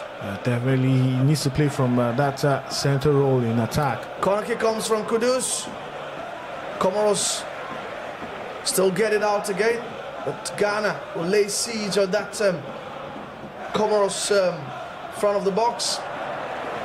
Kudus comes inside, tries to whip one in, but it's ricocheted off him, and Comoros will have a chance to break. Selemani.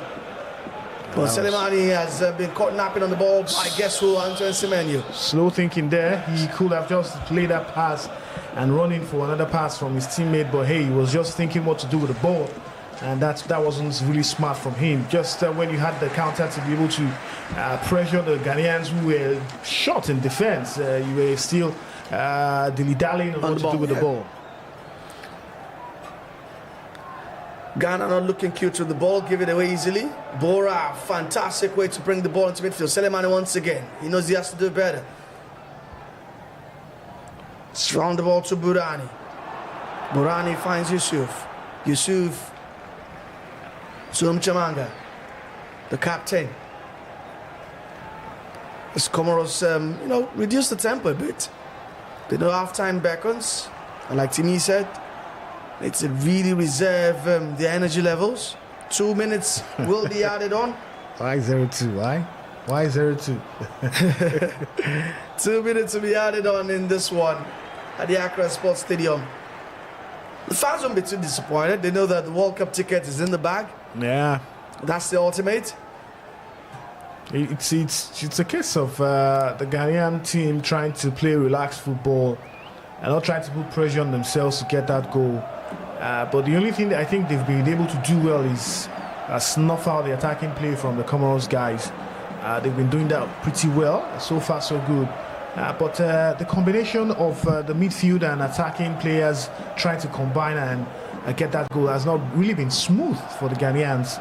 I think that's one thing that Ado will be looking at in the second half to be able to change in that tactical room. Let's hope they're able to get that, because most of the attacking play is more or less coming from the wings. Like I said earlier, Jordan Ayew dropping deep into the midfield, getting the ball from Thomas Partey, and also trying to drift to the left side before coming into the 18-yard box, getting a toll off him. For Semenyo, he's lacking the supplies, especially from midfield. Kudus, when he gets the ball as an inverted winger, he wants to take it to the left leg, cut one, and shoots. That's one of the attributes of him, though. But then for the Ghanaians, they'll need to do better in the second half if they want to get goal here. They will need to do better in the second period, but any time from now, the half-time whistle should go off, as both sides will have a chance to re-strategize for the second half of this dead rubber, so to say. Especially with the results coming in from Mali. In Bamako, yeah. Long range efforts from Seydou there, but that won't trouble goalkeeper Anzi Marti, who looks fine after being treated a couple of minutes ago. It's half-time at the Accra Sports Stadium. We can confirm that to you. And we are going to take a break right now. And when we come back, we'll make sense of the first 45 minutes. And take a look at other results from other places as well. And there's been an unsavory incident also right here in Nigeria, in the Nigeria Premier Football League. We'll also be talking about that as well when we come back from this break. It's Ghana 0, Comoros 0, halftime.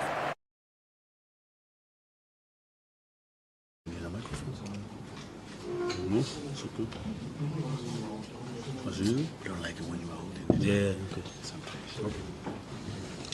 Good afternoon, colleagues, and welcome to the official press conference for the game between Ghana and Comoros. By way of information, the Comoros team arrived late last night, around 11 p.m. They will have their training session at 7 p.m. Their press conference is at 6:30 this evening. The first 15 minutes of each training session is open to the media. So the Black Stars will start their training at 5:30. The first 15 minutes is open. And then when Comoros also start at 7, the first 15 minutes of their training is open as well. We have the coach of the Black Stars here. First of all, kindly put your phones on silence. And the photographers, those who want to take pictures, you may do so before we start, in order to avoid flashes when the press conference is ongoing. Thank you. Thank you.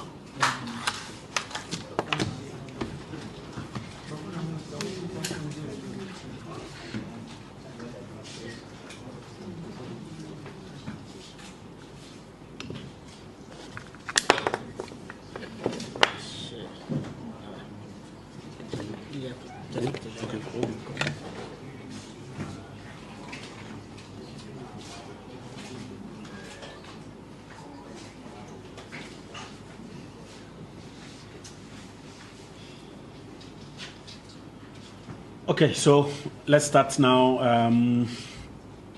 Coach, before I take the questions, could you please walk us through what has been happening since the last game we played against Central African Republic in terms of team news and how preparations have been? Yes, so far everything went well. We arrived home safely.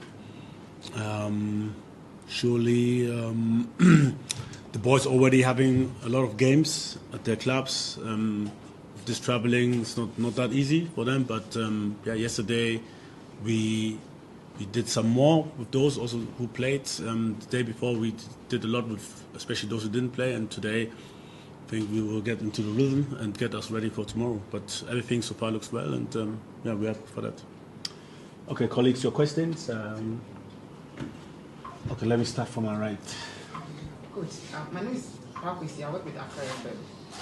This week, there is a lot of rumors and speculations that after tomorrow's game, the probability that you'll be shown the exit is very high. How is that affecting your mindset? And if it happens, would you feel betrayed by your own country, Ghana? Sorry, let's focus on the game. Unfortunately, he cannot answer that question. Thank you. Yes. Coach, my name is Sedi from LX24 TV. So ahead of the game, COMOROS literally have nothing to play for, and the Black Stars have a lot to still play for to definitely see qualification. How are you handling the team's mentality going into this game?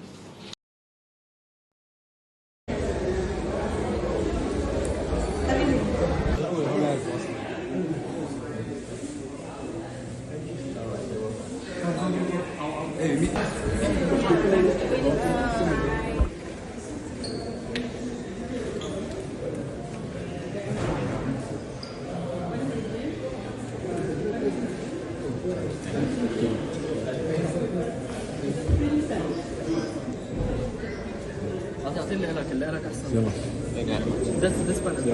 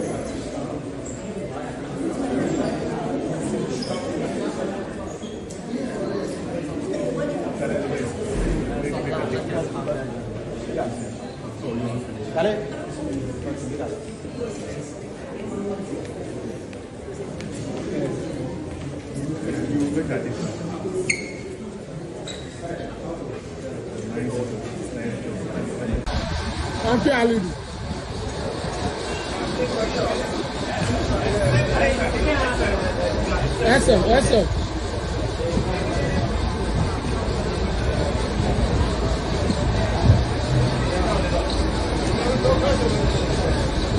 Tutu. Yeah.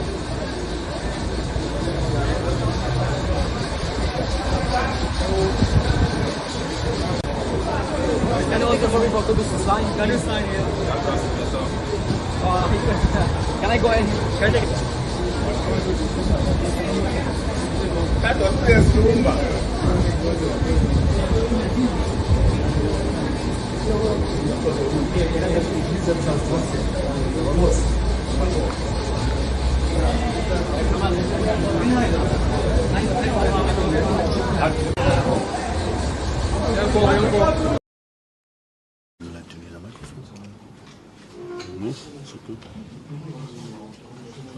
Don't like it when you are holding it. Yeah, okay. Sometimes. Okay.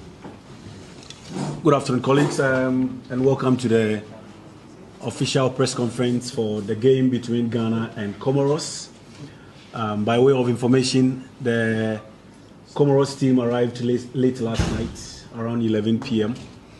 They will have their training session at 7 p.m. Their press conference is at 6:30 this evening. The first 15 minutes of each training session is open to the media. So the Black Stars will start their training at 5:30. The first 15 minutes is open. And then when COMOROS also start at 7, the first 15 minutes of their training is open as well. We have the coach of the Black Stars here. First of all, kindly put your phones on silence. And the photographers, those who want to take pictures, you may do so before we start in order to avoid flashes when the press conference is ongoing. Thank you. Thank you.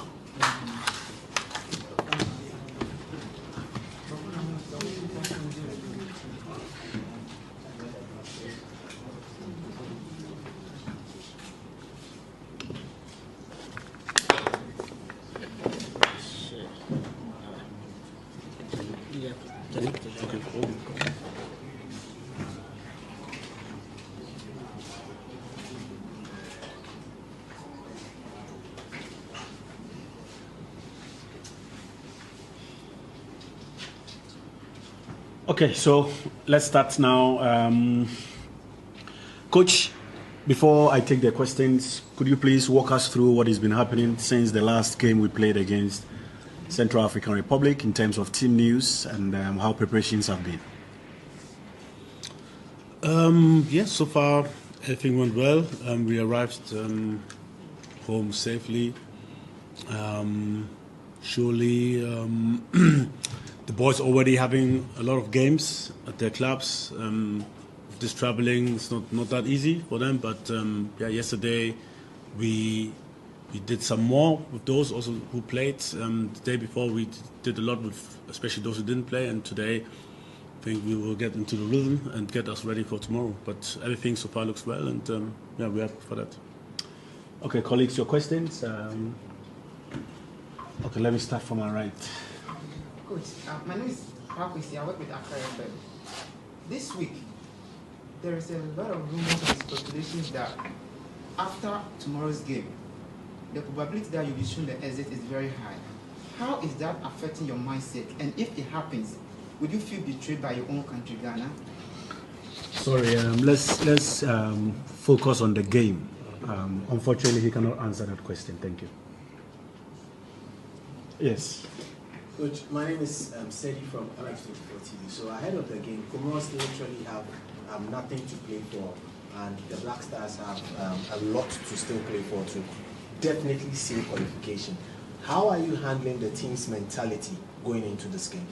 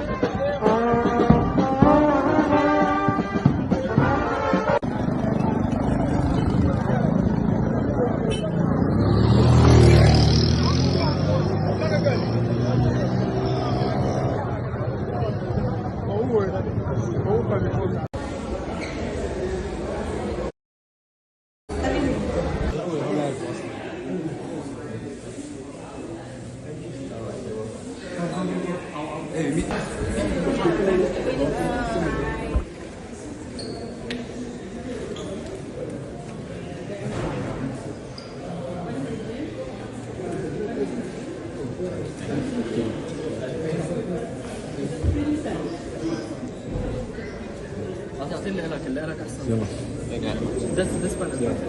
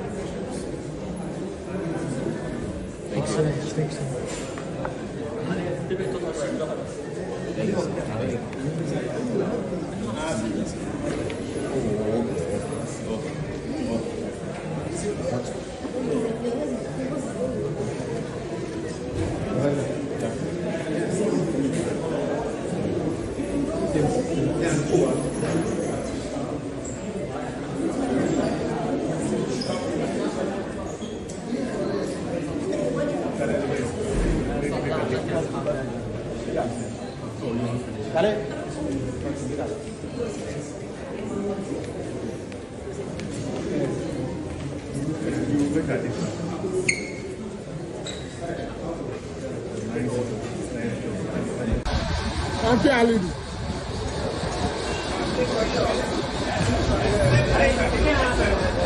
SM.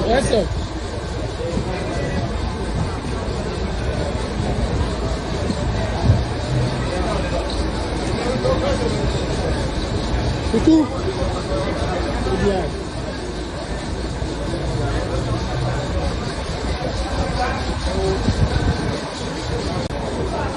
Can I also sorry for Kubis line? Can you sign here? Can I go in? Can I take it? That was PS Lumba.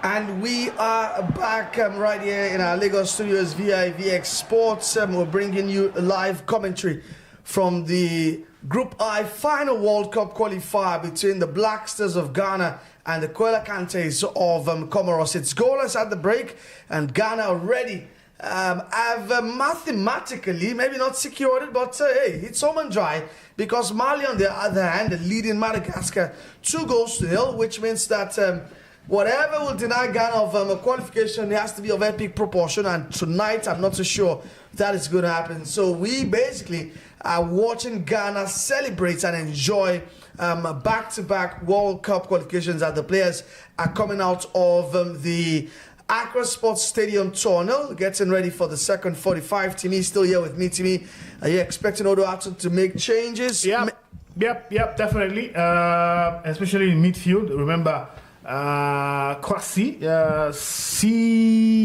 has already gotten a yellow card, and definitely you have to say he'll be very careful in terms of the way he attacks now. So maybe that might just be the early change for the Ghanaians. Maybe also you have to look at the attacking play. He will give some maximum 15-20 minutes to the likes of Antoine Semenyo to be able to get his grooves back on. Jordan Ayew has been lively in the attack. We've seen the liveliness also of Mohamed Kudus, but you just have to say that they still are not clicking, they're not getting that goal, and that's what they'll be needing at this point in time. But generally, you have to say if there's going to be any change, it has to be Kwasi Sibo, who is the man that he will be needing to take up at this point in time, so that he can have somebody to still party in that midfield and make some good tackles for the Ghanaian team. All right, it's still a full Accra Sports Stadium right in Accra, Ghana, and COMOROS also coming all out ahead of the second period. And Ghana aiming for a 5th World Cup appearance. Yep, 5th. And last time they showed up at the World Cup, it was at the expense of Nigeria in 2022. Like we said earlier, they had this 3 qualification bounds that they qualified: 2006, 2010, 2014. They had a break in 2018.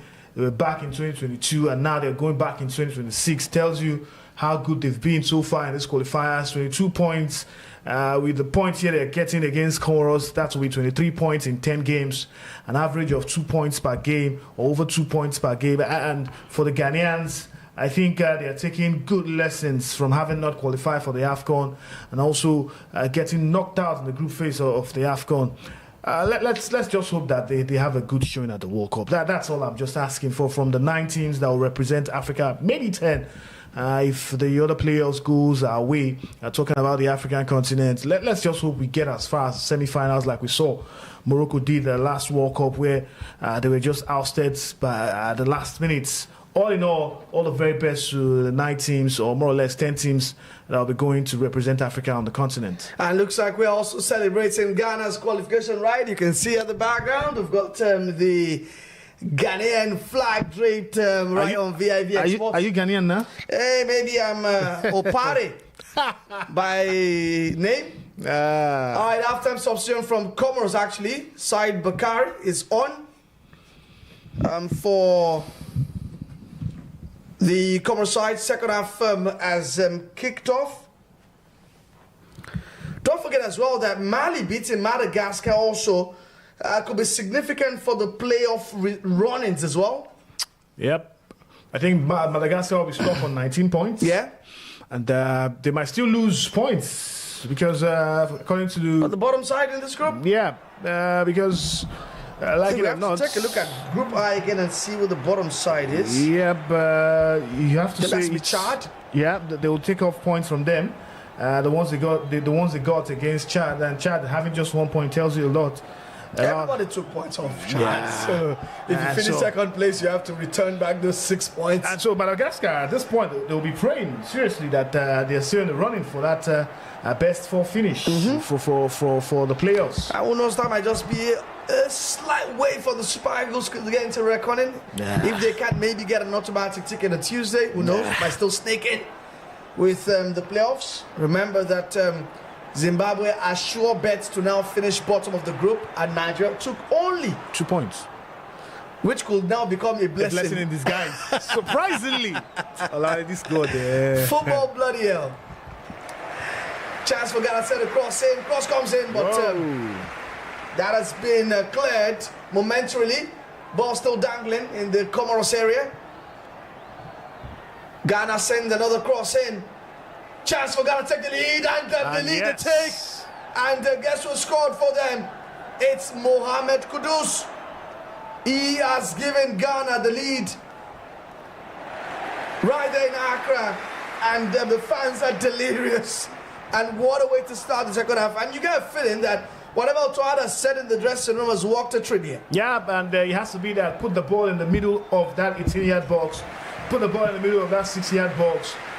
We've been seeing them playing wide, going off wide, trying to cut in from the wings in the first half, not going through the middle. And this time around, the ball had to come in from the middle. You have to say, maybe the guy who had to clear that ball in the first place should have just left that ball for the goalkeeper. Talking about the Comoros goalkeeper.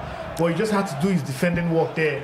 And when he did that, he still allowed the ball to bounce in the 18-yard box. Here we saw again that ball where he cleared. Maybe he could have just left it for the goalkeeper. Better. Yeah. You would have saved them. And Comoros could not clear their lines. Yeah, they couldn't. And that pressure still mounted.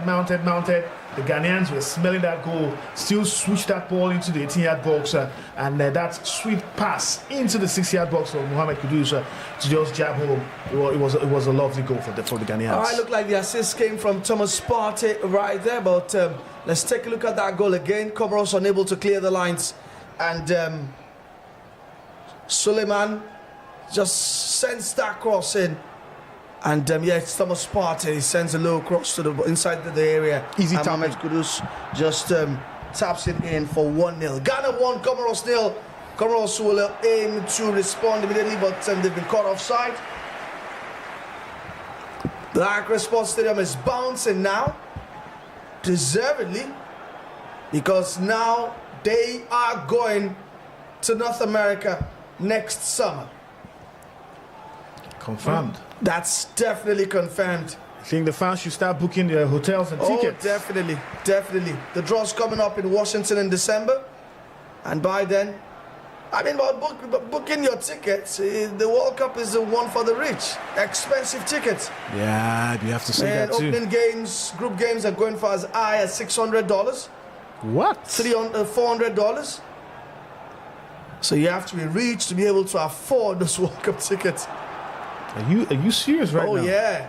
For the popular side or just FIFA have increased the tickets for the World Cup in America over 10 times the ones from Qatar 2022. That's terrible. Very expensive tickets. But they've also said that the pricing system is going to be dynamic, which means that they're also going to consider the demand. If demand is a bit low, they might also crash the tickets. Remember the Club World Cup? Where tickets went for as low as $10? Yeah. But you know it's the World Cup. It's the World Cup. Everybody wants to watch. Yeah, everybody wants to watch, but not everybody wants to watch a game between Qatar and maybe Ghana. Nobody wants to watch the game between Australia and maybe a country, third world country that qualified from Europe. I think the big games are the ones that will really attract those high prices. And Thomas Partey here is really playing his way into the cards of the referee by stepping on that player there. But like we were saying about World Cup tickets and the rest of it, I think $600, $400, that's way too high, man, for an average fan. to be able to afford that to watch a game at the World Cup. I will be expecting maybe these ticket prices for the creme de la creme games, or maybe for knockout stages, because at that rate, it will be very hard for fans to be able to enjoy the World Cup on a low budget. The Category 1 ticket for the World Cup final is $6,370. For how many games? For the final in New Jersey. For just one game? Yeah. Please. Category 2 goes at $4,210. And I'm about to find you what the ticket price for the group stages are going to cost you if you want to watch the World Cup right there in North America. It's really, really crazy. Really, really crazy. All right, Ghana about to get a second, but the referee intervenes. It's going to be a foul. The Ghanaians are really pouring now into the 18-yard box, trying to get that second goal. But I think this cross was really tantalizing, especially from the way the goalkeeper had to drop it. Gave the opportunity for the Ghanaians to still try to pounce, but hey, the referee was quick to blow his whistle for an advantage for the Comoros goalkeeper. It was more or less the Ghanaians trying to get that second ball. You can see the masquerade here. That's crazy. Fantastic mascots draped him in some voodoo-like attire. And trying to chant the goddess and the gods to give them more goals, I think. I don't know if he will be able to afford World Cup tickets.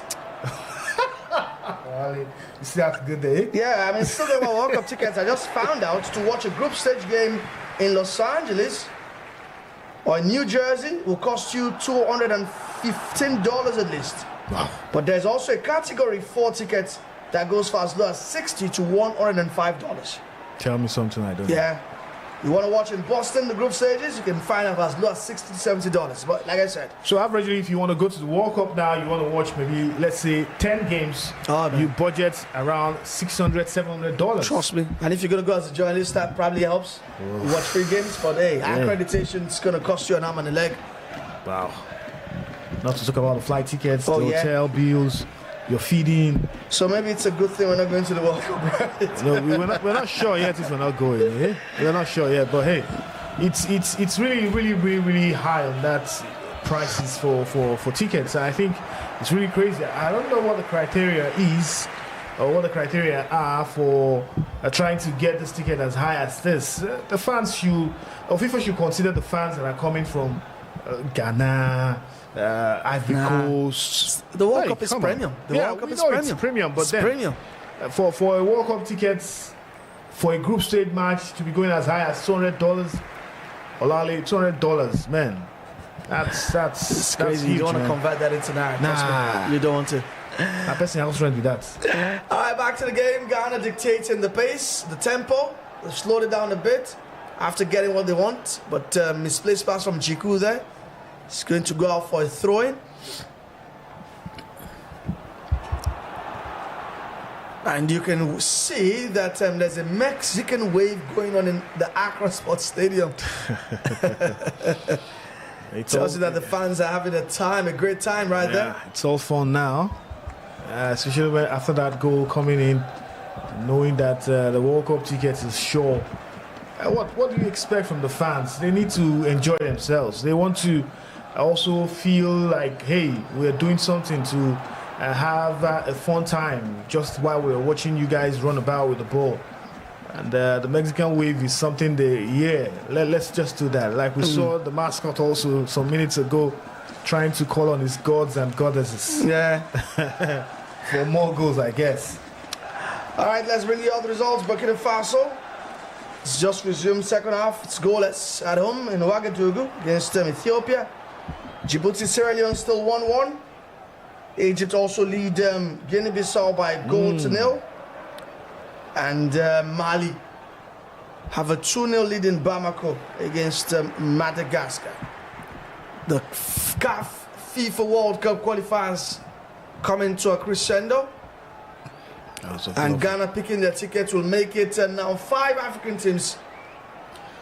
And we're waiting for 4 more. Senegal also should confirm they're in the driving seat in the group. And also Cote d'Ivoire and the driving sits as they play their last game. I believe it should be against Kenya.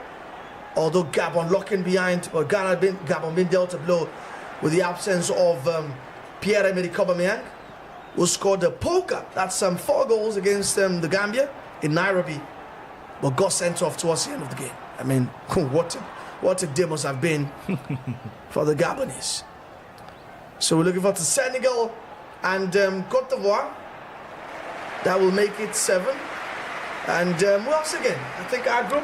Yeah, then Cameroon's group. Then Cameroon, Cape Verde, yeah. did just 1 point. 1 more point, and they're home and dry.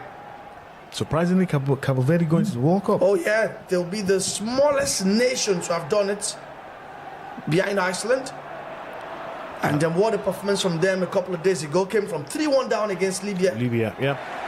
To get a point, ended 3-3, although the goalkeeper in that game. Yeah, it was terrible. I saw one of the goals. Marks. I think they need to look into that game and see if there was some betting scandal there, man. Question marks how can you let the ball just go between your legs as a goalkeeper? Oh, wow. All right, Comoros trying to make something happen here.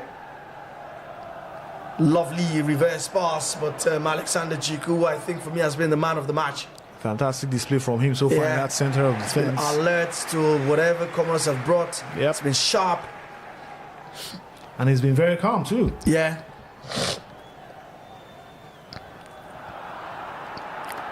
Now Chete. No changes from Auto yet, right? Yeah, none yet. I would have expected that Kwasi Silu will be the first player to be chalked off because of his yellow card. And maybe he's just still waiting for that 1 hour mark, 68 minutes mark, where he could bring some changes in this squad. But for now, still taking his time to look at how the players are still trying to cope. And with the 1-goal lead, I think he will still be rest assured that nothing sinister might go wrong in this game for his team. So he's taking his time to just allow the players on the field of play enjoy their time and also enjoy the football. Ghana enjoying the football right now, enjoying a spell of possession, just passing the ball all around. We still have the ball with Kudus, who has drafted, come into the midfield. He's going to swing this one in, but no one to attack as the Comoros defender chested down for Antowizi to pick it up. Who sends it, but Ghana repossess the ball again. Taking it slow, Thomas Partey.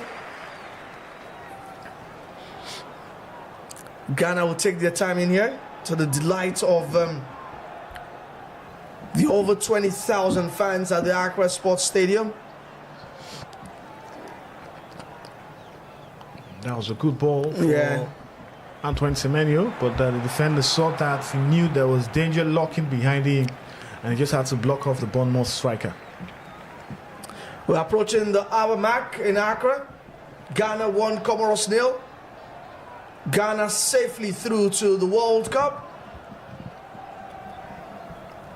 And Comoros know that this has been another campaign that has spitted out. Are they going to be at the AFCON? Yeah, I think, they qualified as one of the group winners. They are in the AFCON, yes, I can confirm that for Comoros. I'll confirm the group they were in. Maybe the consolation for them is that at least we're playing a Ghana side who are not going to be AFCON. We're going to be at the AFCON.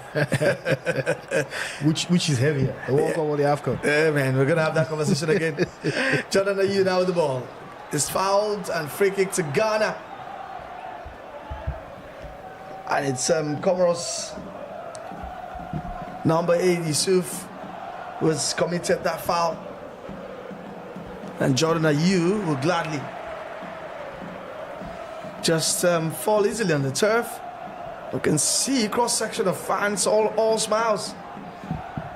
Very much all smiles, knowing that the Black Stars have done the job.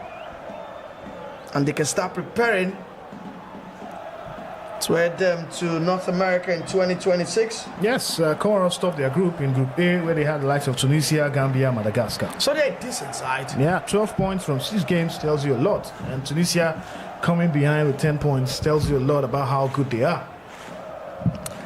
But the good thing is Tunisia still get to play the AFCON. I mean, it's good if you qualify for the World Cup or the AFCON because, I mean, you go to the AFCON with two things in mind. You want to win it and you also want to prepare for the World Cup. You see it as a pre-tournament, pre-World Cup for your opportunity. Players. It's a good preparation for the African countries that will be playing they'll be playing at the World Cup going for this AFCON because it will be a good preparatory ground for you to test some players, blending some players because you might not really have time after the season in May where you need to start blending in your players. So for the African nations, I think it will be a fantastic one for them to be able to bring in those players, the core players that will definitely be going to the World Cup will be the ones playing the AFCON. Definitely for the likes of Ghana, Tunisia, Algeria, Egypt, you expect them to use this Nations Cup as a testing ground, especially the Moroccan team too. Oh yeah, not forgetting that they are hosting. It and they're favorites. Yeah, they're favorites too. They might just want to host and win, knowing that hey, if we host, we win this competition, that will give us a morale booster. We finished in the semi-finals of the last World Cup. We can go all the way again at this World Cup. So it's a win-win for the African nation because it's a good opportunity. I think they're the only continent having a tournament before the World Cup for next year. So it's a good one for the African side. Hopefully they'll be able to maximize the opportunity. Seydou with a brilliant way to get the ball to safety. I don't know why he was running back. Yeah, it was. I mean, I don't know because he was running back. He didn't want to get the ball to a throw-in. So he was running back like he was going to like the opponent's score. Right? I was wondering why he was running with so much pace, so much force, so much power. All right, a fantastic pass to find Kudus, who cannot hold on to that. He must be disappointed with the way he's handled that. That's a terrible one. That crossfield pass. Luckily for him, he's an established player. Yeah. Because he won't get any flack. Yeah, definitely none at all. I will just say it's one of those days. The game is now being played at snail speed now, and you can understand.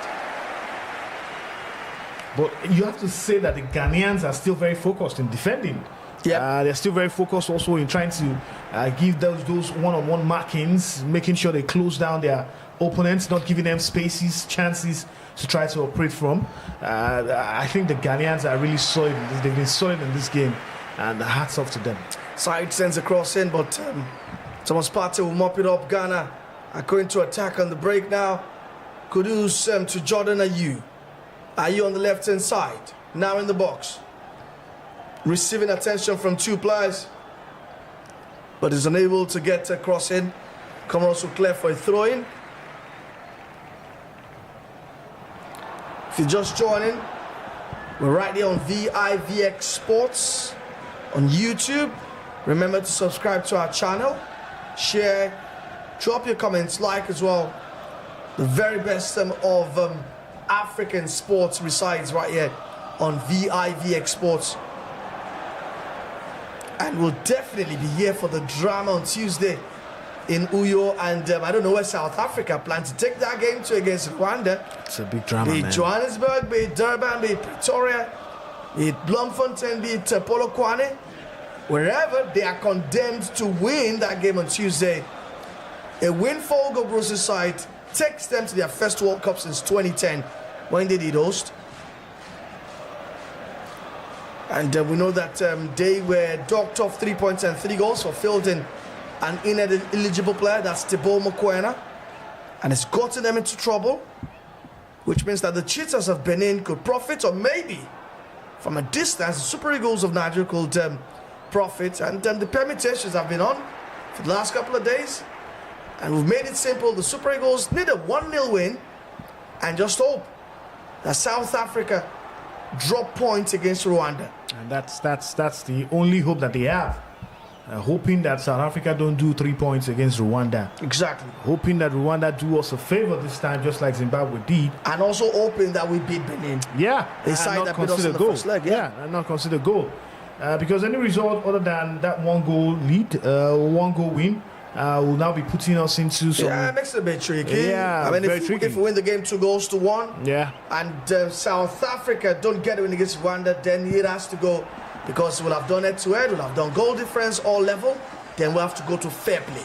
Yeah. Which has to bring into account how many yellow cards and red cards Last report I read, I think Nigeria has 13, Benin has 14 yellow cards. So the two teams, both teams have to be very much careful on Tuesday. Funny enough, the two teams don't even have red cards. So you'd also have to consider there might be yellow cards that the technical bench might have incurred. Yeah, that also comes to play. I mean, that was the reason the Egypt under-20 side did not qualify for the round of 16 of the ongoing under-20 World Cup. They finished on the same number of points, goal difference with Chile. But by virtue of fair play, a member of the technical bench having a yellow got a yellow card, and that ensured that they couldn't make it into the round of 16 of the under-20 World Cup going on right there in Chile. I mean, look at Ademola Lookman also in that game against. That was a moment of madness. Yeah, you just don't lose your head at that point in time when you know a yellow card will send you off and not be able to be part of that last game against the Benin Republic. I think it was so amateurish of him to have copped that yellow card. But hey, let's just hope that the Super Eagles will be able to do their own part, if at all for anything, just to win that game and get the opportunity to finish at least in second position. All right, COMOROS with another change. Iyad Mohamed has come on as the COMOROS manager is trying to give more players a chance to shine right there in Accra. Mali, by the way, have taken a 3-goal lead. So Ghana are safely at next year's Mundial. And trust me, our Ghanaian brothers will have to rub it in on Nigeria if Nigeria eventually fails to qualify for the World Cup. Brothers. On Tuesday. Our Ghanaian brothers. Yes, they would love to rub it in. Absolutely, but they'll have to wait till I think June, July before they can really rub it in, because we'll still be rubbing in the AFCON too. And then. Well, I mean, yeah, there's the AFCON there, but they don't care. They know the World Cup is a bigger spectacle. Do you think the Super Eagles can win the AFCON?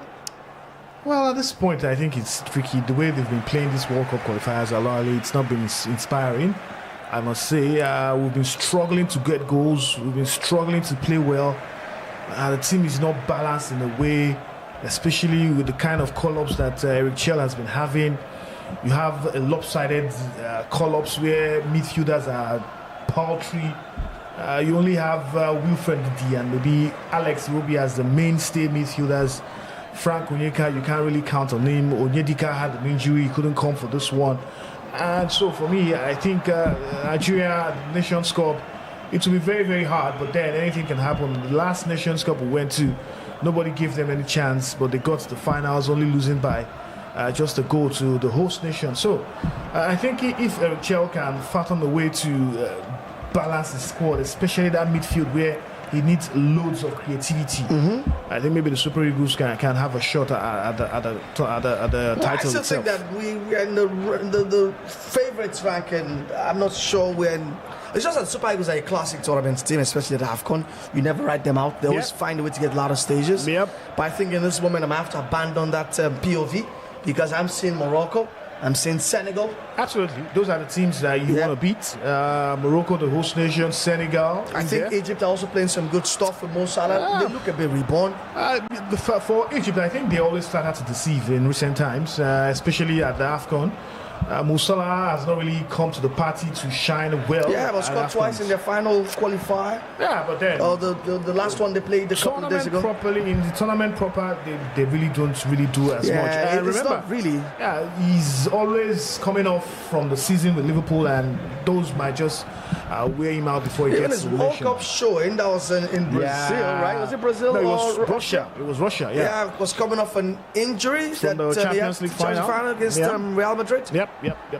And that shoulder injury really hampered him. Yeah, I think he's not he really. He didn't play until the last game. Yeah, he didn't play until the last game. Yeah, and they were already out by then. And so for me, I really don't count Egypt now as if we're to be Egypt of old, where they had but I mean, when it comes to the AFCON, I never count Egypt out. They're also an AFCON legacy team. Yeah, 7 titles. Yeah, is something to write home about. They are. It's just like how I never count Cameroon out of an AFCON, no matter how bad they're playing. It's their legacy. They've done it time and again.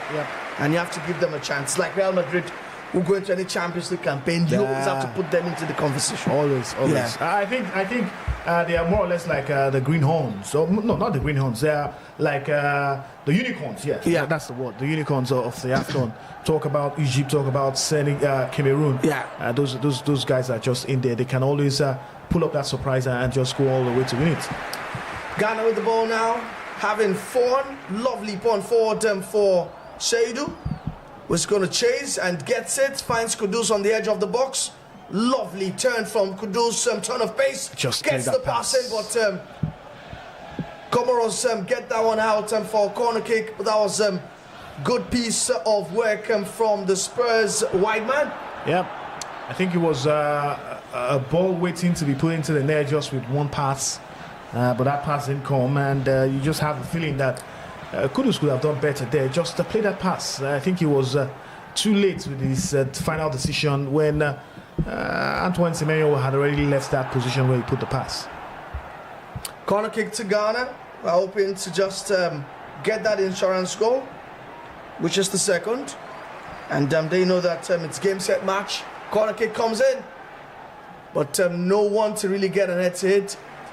It's going to be out for a goal kick, although the referee has spotted an infringement and is signaled for a free kick.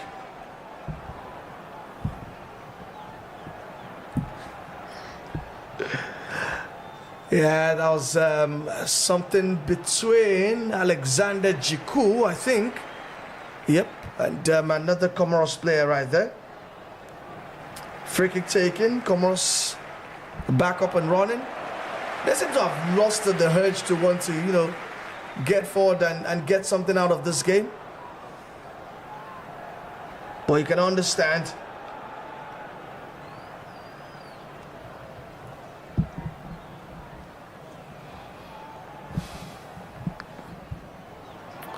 Ghana now with the ball. Just taking it easy. One pass at a time. Achete with a pass up front, trying to find Mohamed Kudus.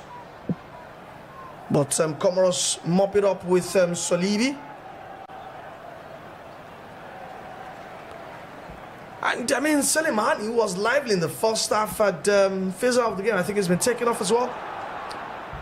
Now it looks like it will be the turn of maybe Ghana to make a change here. About time. And the referee still wants the play to continue before that change happens. Yeah.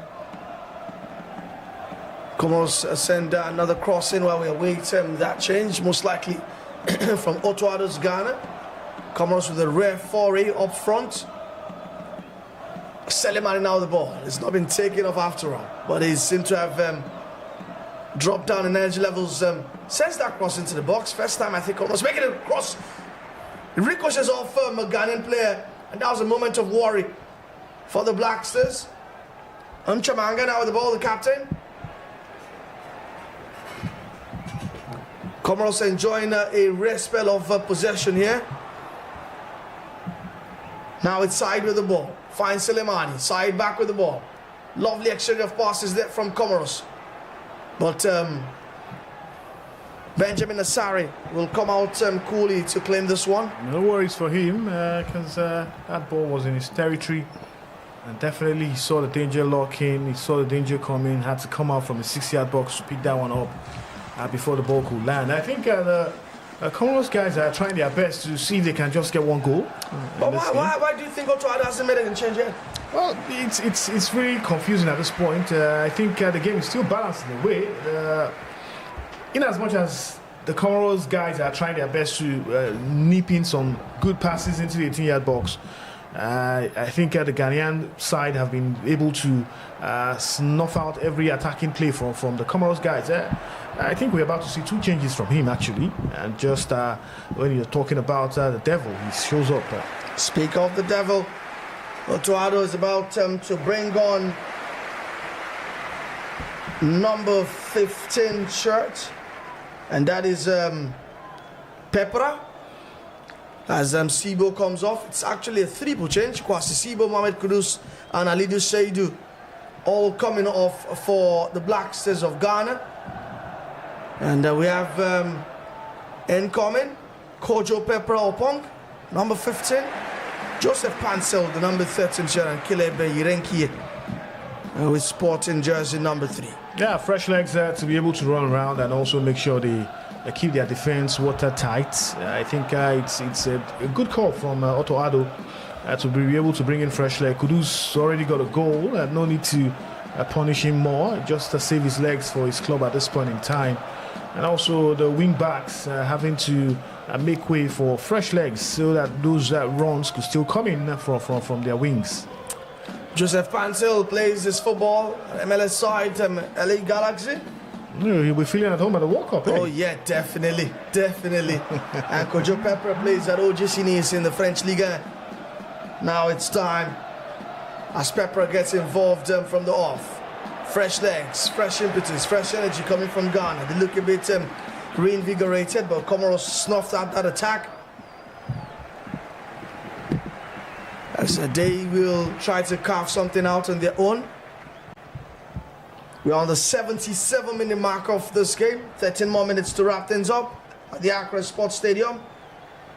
Safe to say that no more drama expected in this one. Yep. Nothing dramatic is going to happen.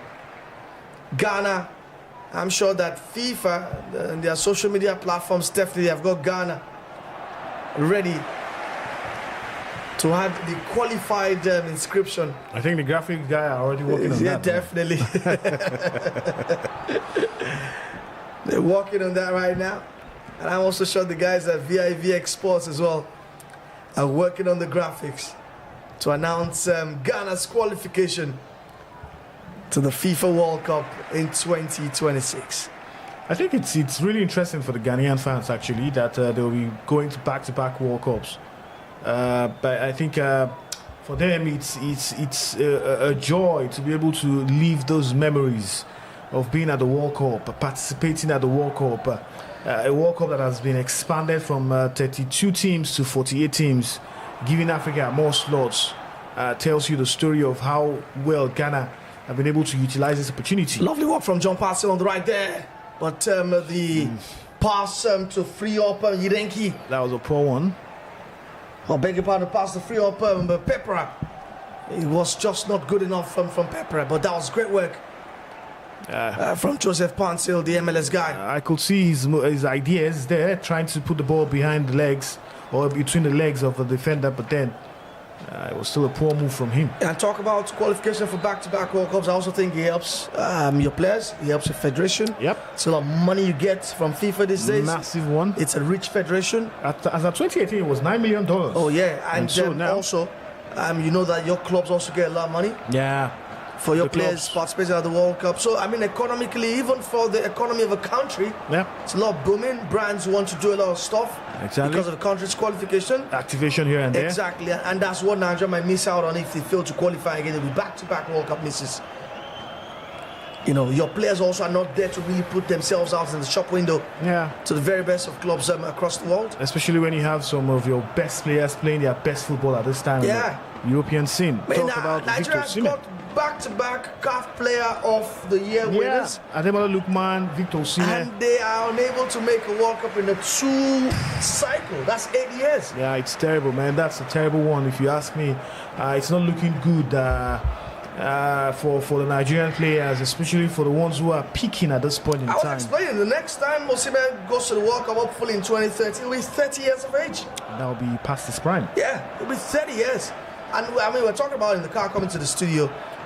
That was also what we missed out in 2006 because we had a fantastic bunch of players. Yep. We played some good stuff. Victor Agali, Yakubu Aibeni, especially the ones that missed out at the 2002 World Cup. Yeah, because we had so many rookies going to that 2002 World Cup. I mean, there was a World Cup of betrayal because players who never participated in qualification. Justice Christopher, who was the poster boy for that period. Femi Opabumi as well. Yeah. You know, and players who did the job went to Sudan. Yakubu Aibeni went to Sudan. When scored 3 goals. That was a period foreign-based players didn't want to go to away games. Yeah. They went to Sudan, got the result, played Liberia. Liberia were 5 points out of Nigeria in that period in that qualifier. Those guys qualified us, by the way. Yirenki has found himself, Yirenki has found himself in the book It's been booked. So I was just saying, they didn't go to the World Cup, but 2006 was a great opportunity for them, and we didn't qualify. Why? I mean, we went to Luanda with most of our foreign-based players not traveling to Angola. Yeah. And we that lost. game, we lost 1-0. It was Fabrice Aqua. And they came here to Kano. And drew 1-1. The game was supposed to play in the evening. We played it in the scorching sun of the Sani Abacha Stadium. Some terrible decisions, man. The stadium that is under fire today. From the MPFL. Yeah.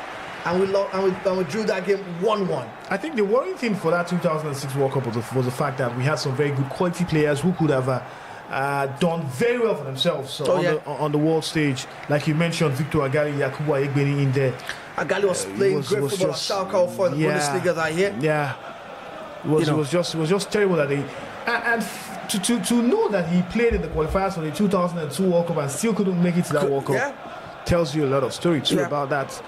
Where you had the likes of Obiora going to the World Cup, Fumi Okpabumi, Justice Christopher, some very newbies. Bartholomew Ogbeche. He had one overhead kick against I think Ireland or Scotland. I think it was the Republic of Ireland. Yeah. And then everybody said, hey, this is a new thing after sliced bread. Hey, let's get him to the World Cup. And then he was claiming 18 years old or 19. And the coach was the Adigun Nigbinde was brought in afterward. They call him Sidon coach. Oh man, I don't remember that period anymore. I found the reason why I failed to qualify for Germany in 06 is also something that happened in this qualifying series. Our failure to beat the bottom sides. Yes. That year in our qualifying series, we got only 12 points from beating teams like Algeria. We're not the bottom side, I'll do credit to them. But we had some lower level sides. I think there was Sudan also in that group. We got 12 points. Angola got 14 points from those lower sides. You take a look at this group as well. Our inability to beat Lesotho, the same scenario. Nigeria, Zimbabwe. I mean, that's cost us, or it's about to cost us. Because when you play the likes of Zimbabwe and Lesotho, you expect 6 points from this. Exactly. When you do your projections, you're expecting. Oh, I love the cross coming from. That was a lovely cross from the Antoine Semenyo, who is now maybe somewhat in some familiar surroundings here. Yep. Now playing more in a wide position. Is Ghana hoping to just had some gloss to the scoreline here. And also trying to keep a clean sheet. Yeah. I think a clean sheet is what Benjamin Asare and the back line will really cherish. And so far, so good. Comoros have not really threatened. With Alexander Jiku playing some good football alongside his defensive linchpin. Talk about Salisu.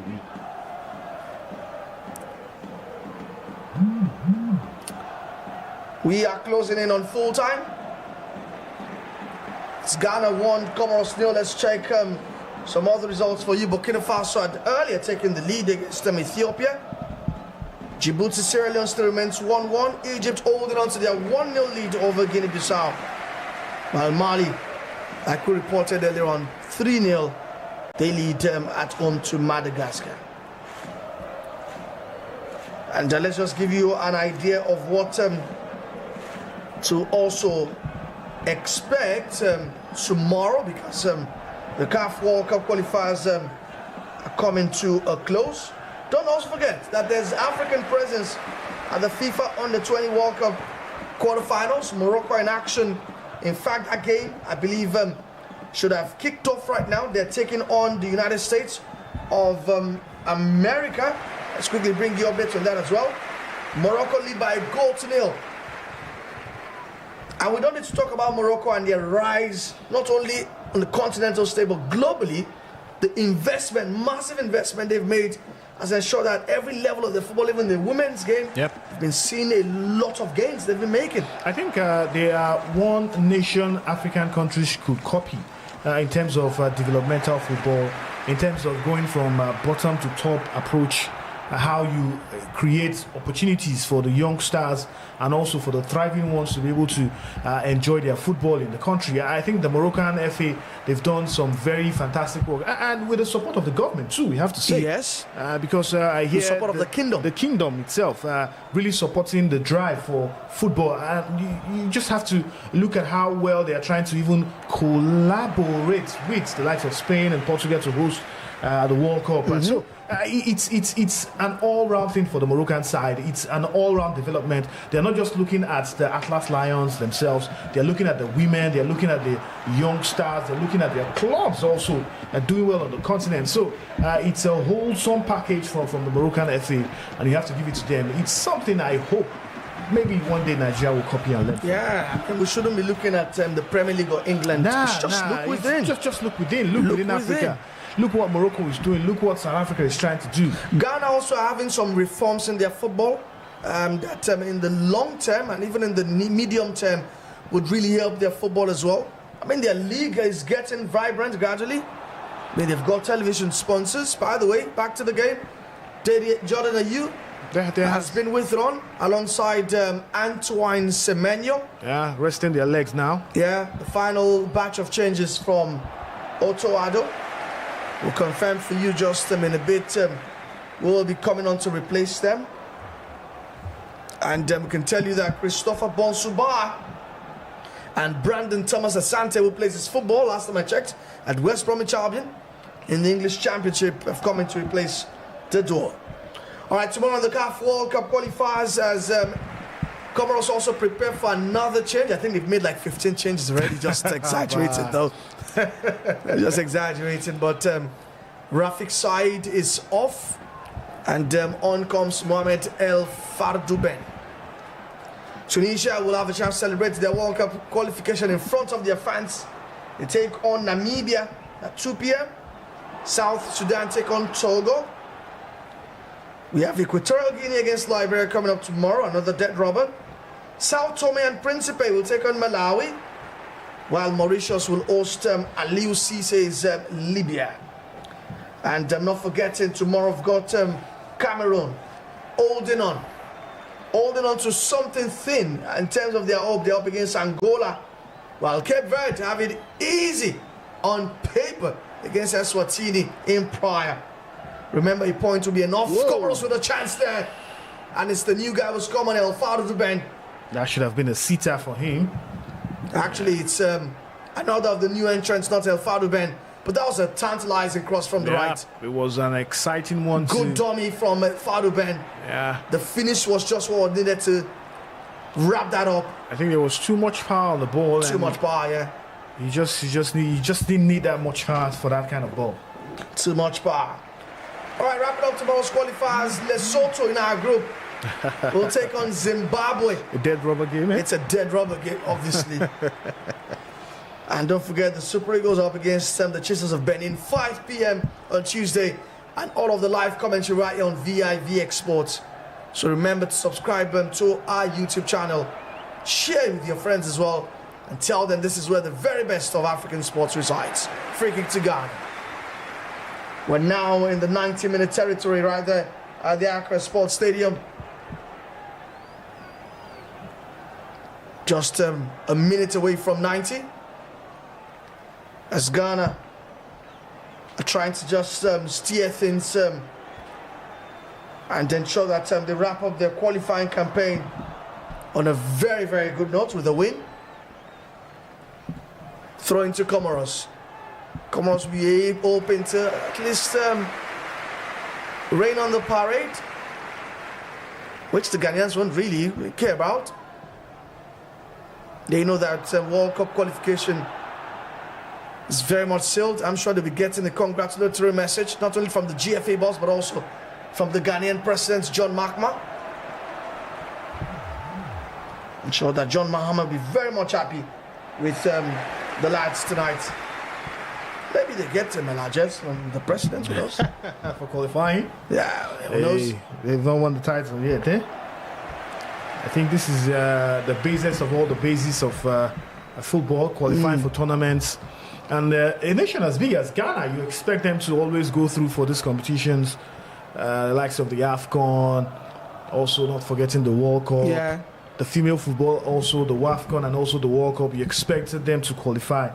But hey, it is what it is. African football is on the rise. Smaller teams are coming to the fore. Like we mentioned, Cape Verde is a typical example. Even Madagascar, we have to talk about them because like it or not. Madagascar came into this match topping Mali. In fact, despite the loss, they are still second in the table because they have a 4-point buffer. Cross comes in.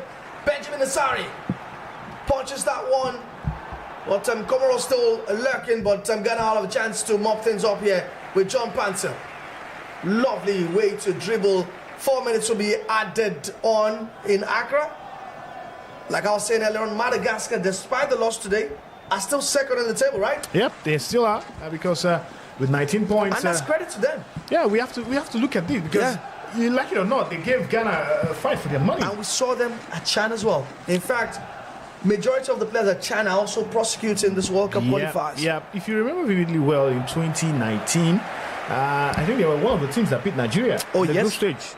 Although it was a dead rubber, right? Yeah, you want to say that, but they beat us to it. Yeah. But since then, we've not really heard from them, footballing terms in the footballing world, what they've been able to do. But all of a sudden, they just came into these qualifiers and they were just punching above their weight and making sure they were getting wins here and there, even dragging this final ticket of this group to the last day, where Ghana had to just make sure, hey, we just need to get a draw here to get that ticket. And it's not just by happenstance. They've also been putting in the work. A lot of money has been coming from FIFA, the FIFA Forward program. Yep. They have been wisely, judiciously investing that money in football development in their league. And these are the gains you're saying. Yeah. So if you're very much, deliberate with investment, you will always reap the rewards. Hey, we mentioned Morocco. Morocco, exactly. Yeah, it's a typical example of you put the money in the football, you put money in development, you get the results in years to come. And for me,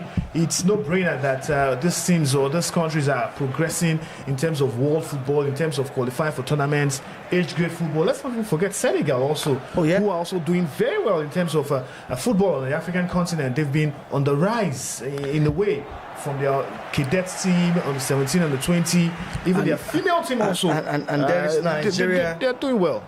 Flailing at under 17 level, cannot even qualify. Let's even for just the AFCON. Let's celebrate those that are doing well. On the 20 level, we were destroyed by Argentina at the World Cup. Terrible. A team that went to the AFCON, the same problem they had at the AFCON was the same problem they were having at the World Cup, not scoring goals. And the problem with Nigeria is that you don't think there is a plan to at least get us out of this problem. That's there's no plan. That's the basis of our problem. We're just winging it. We don't learn from our mistakes to never make them occur again. That's the problem I have with the Nigerian football house. That's the problem I have with the Nigerian football community.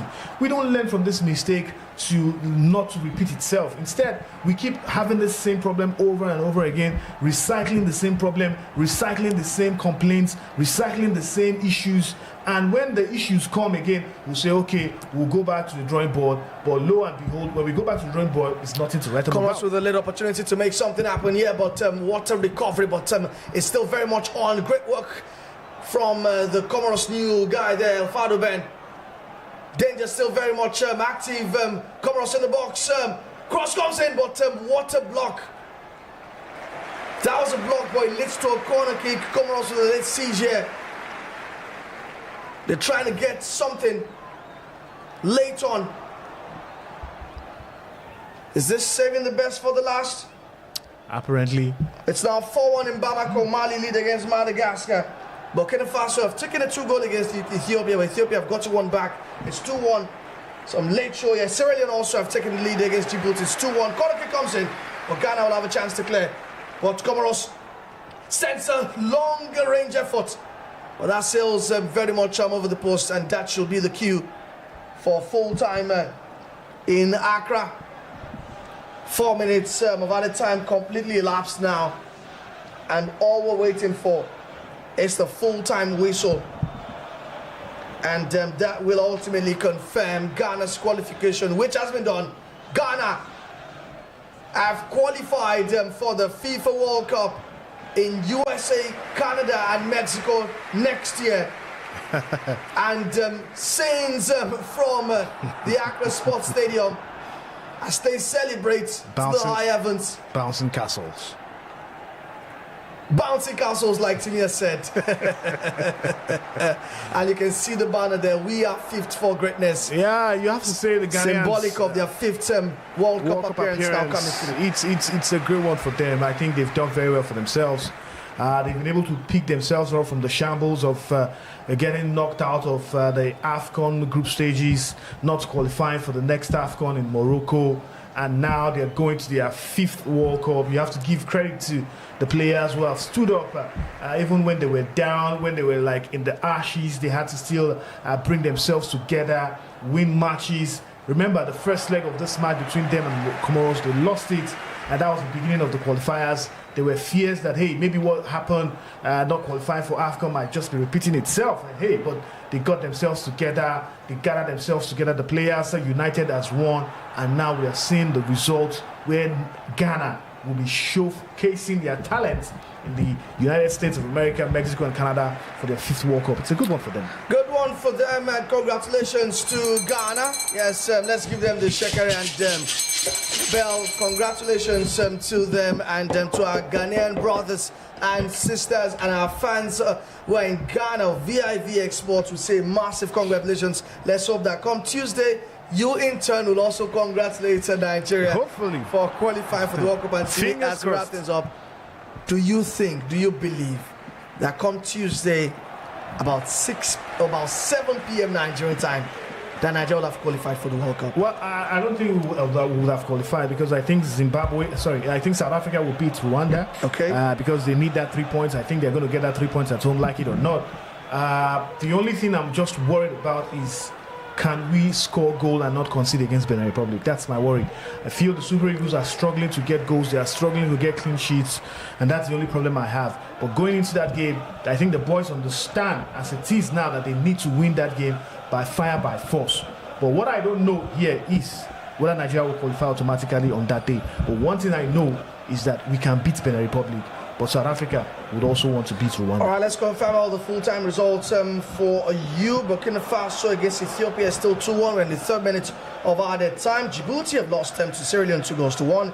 Egypt 1-0 over Guinea-Bissau. Ghana have beaten Comoros 1-0 in a game we took you through. Mali smashed Madagascar 4-1. And that will be our cue to draw the curtains tonight on our live watch along for the game, the CAF World Cup qualifier final Group C game between the Blacks of Ghana and the Colicantes of Comoros. It's ended 1-0. Goal came from Mohamed Kudus, the infirm Tottenham Hotspurs forward, who got Ghana the goal just as after a second half started. And that will be our time right here on vivxsports for tonight. And don't forget, join us again as the Super Eagles aim to do the unthinkable, to do the impossible on Tuesday at the Godswill Akpabio International Stadium.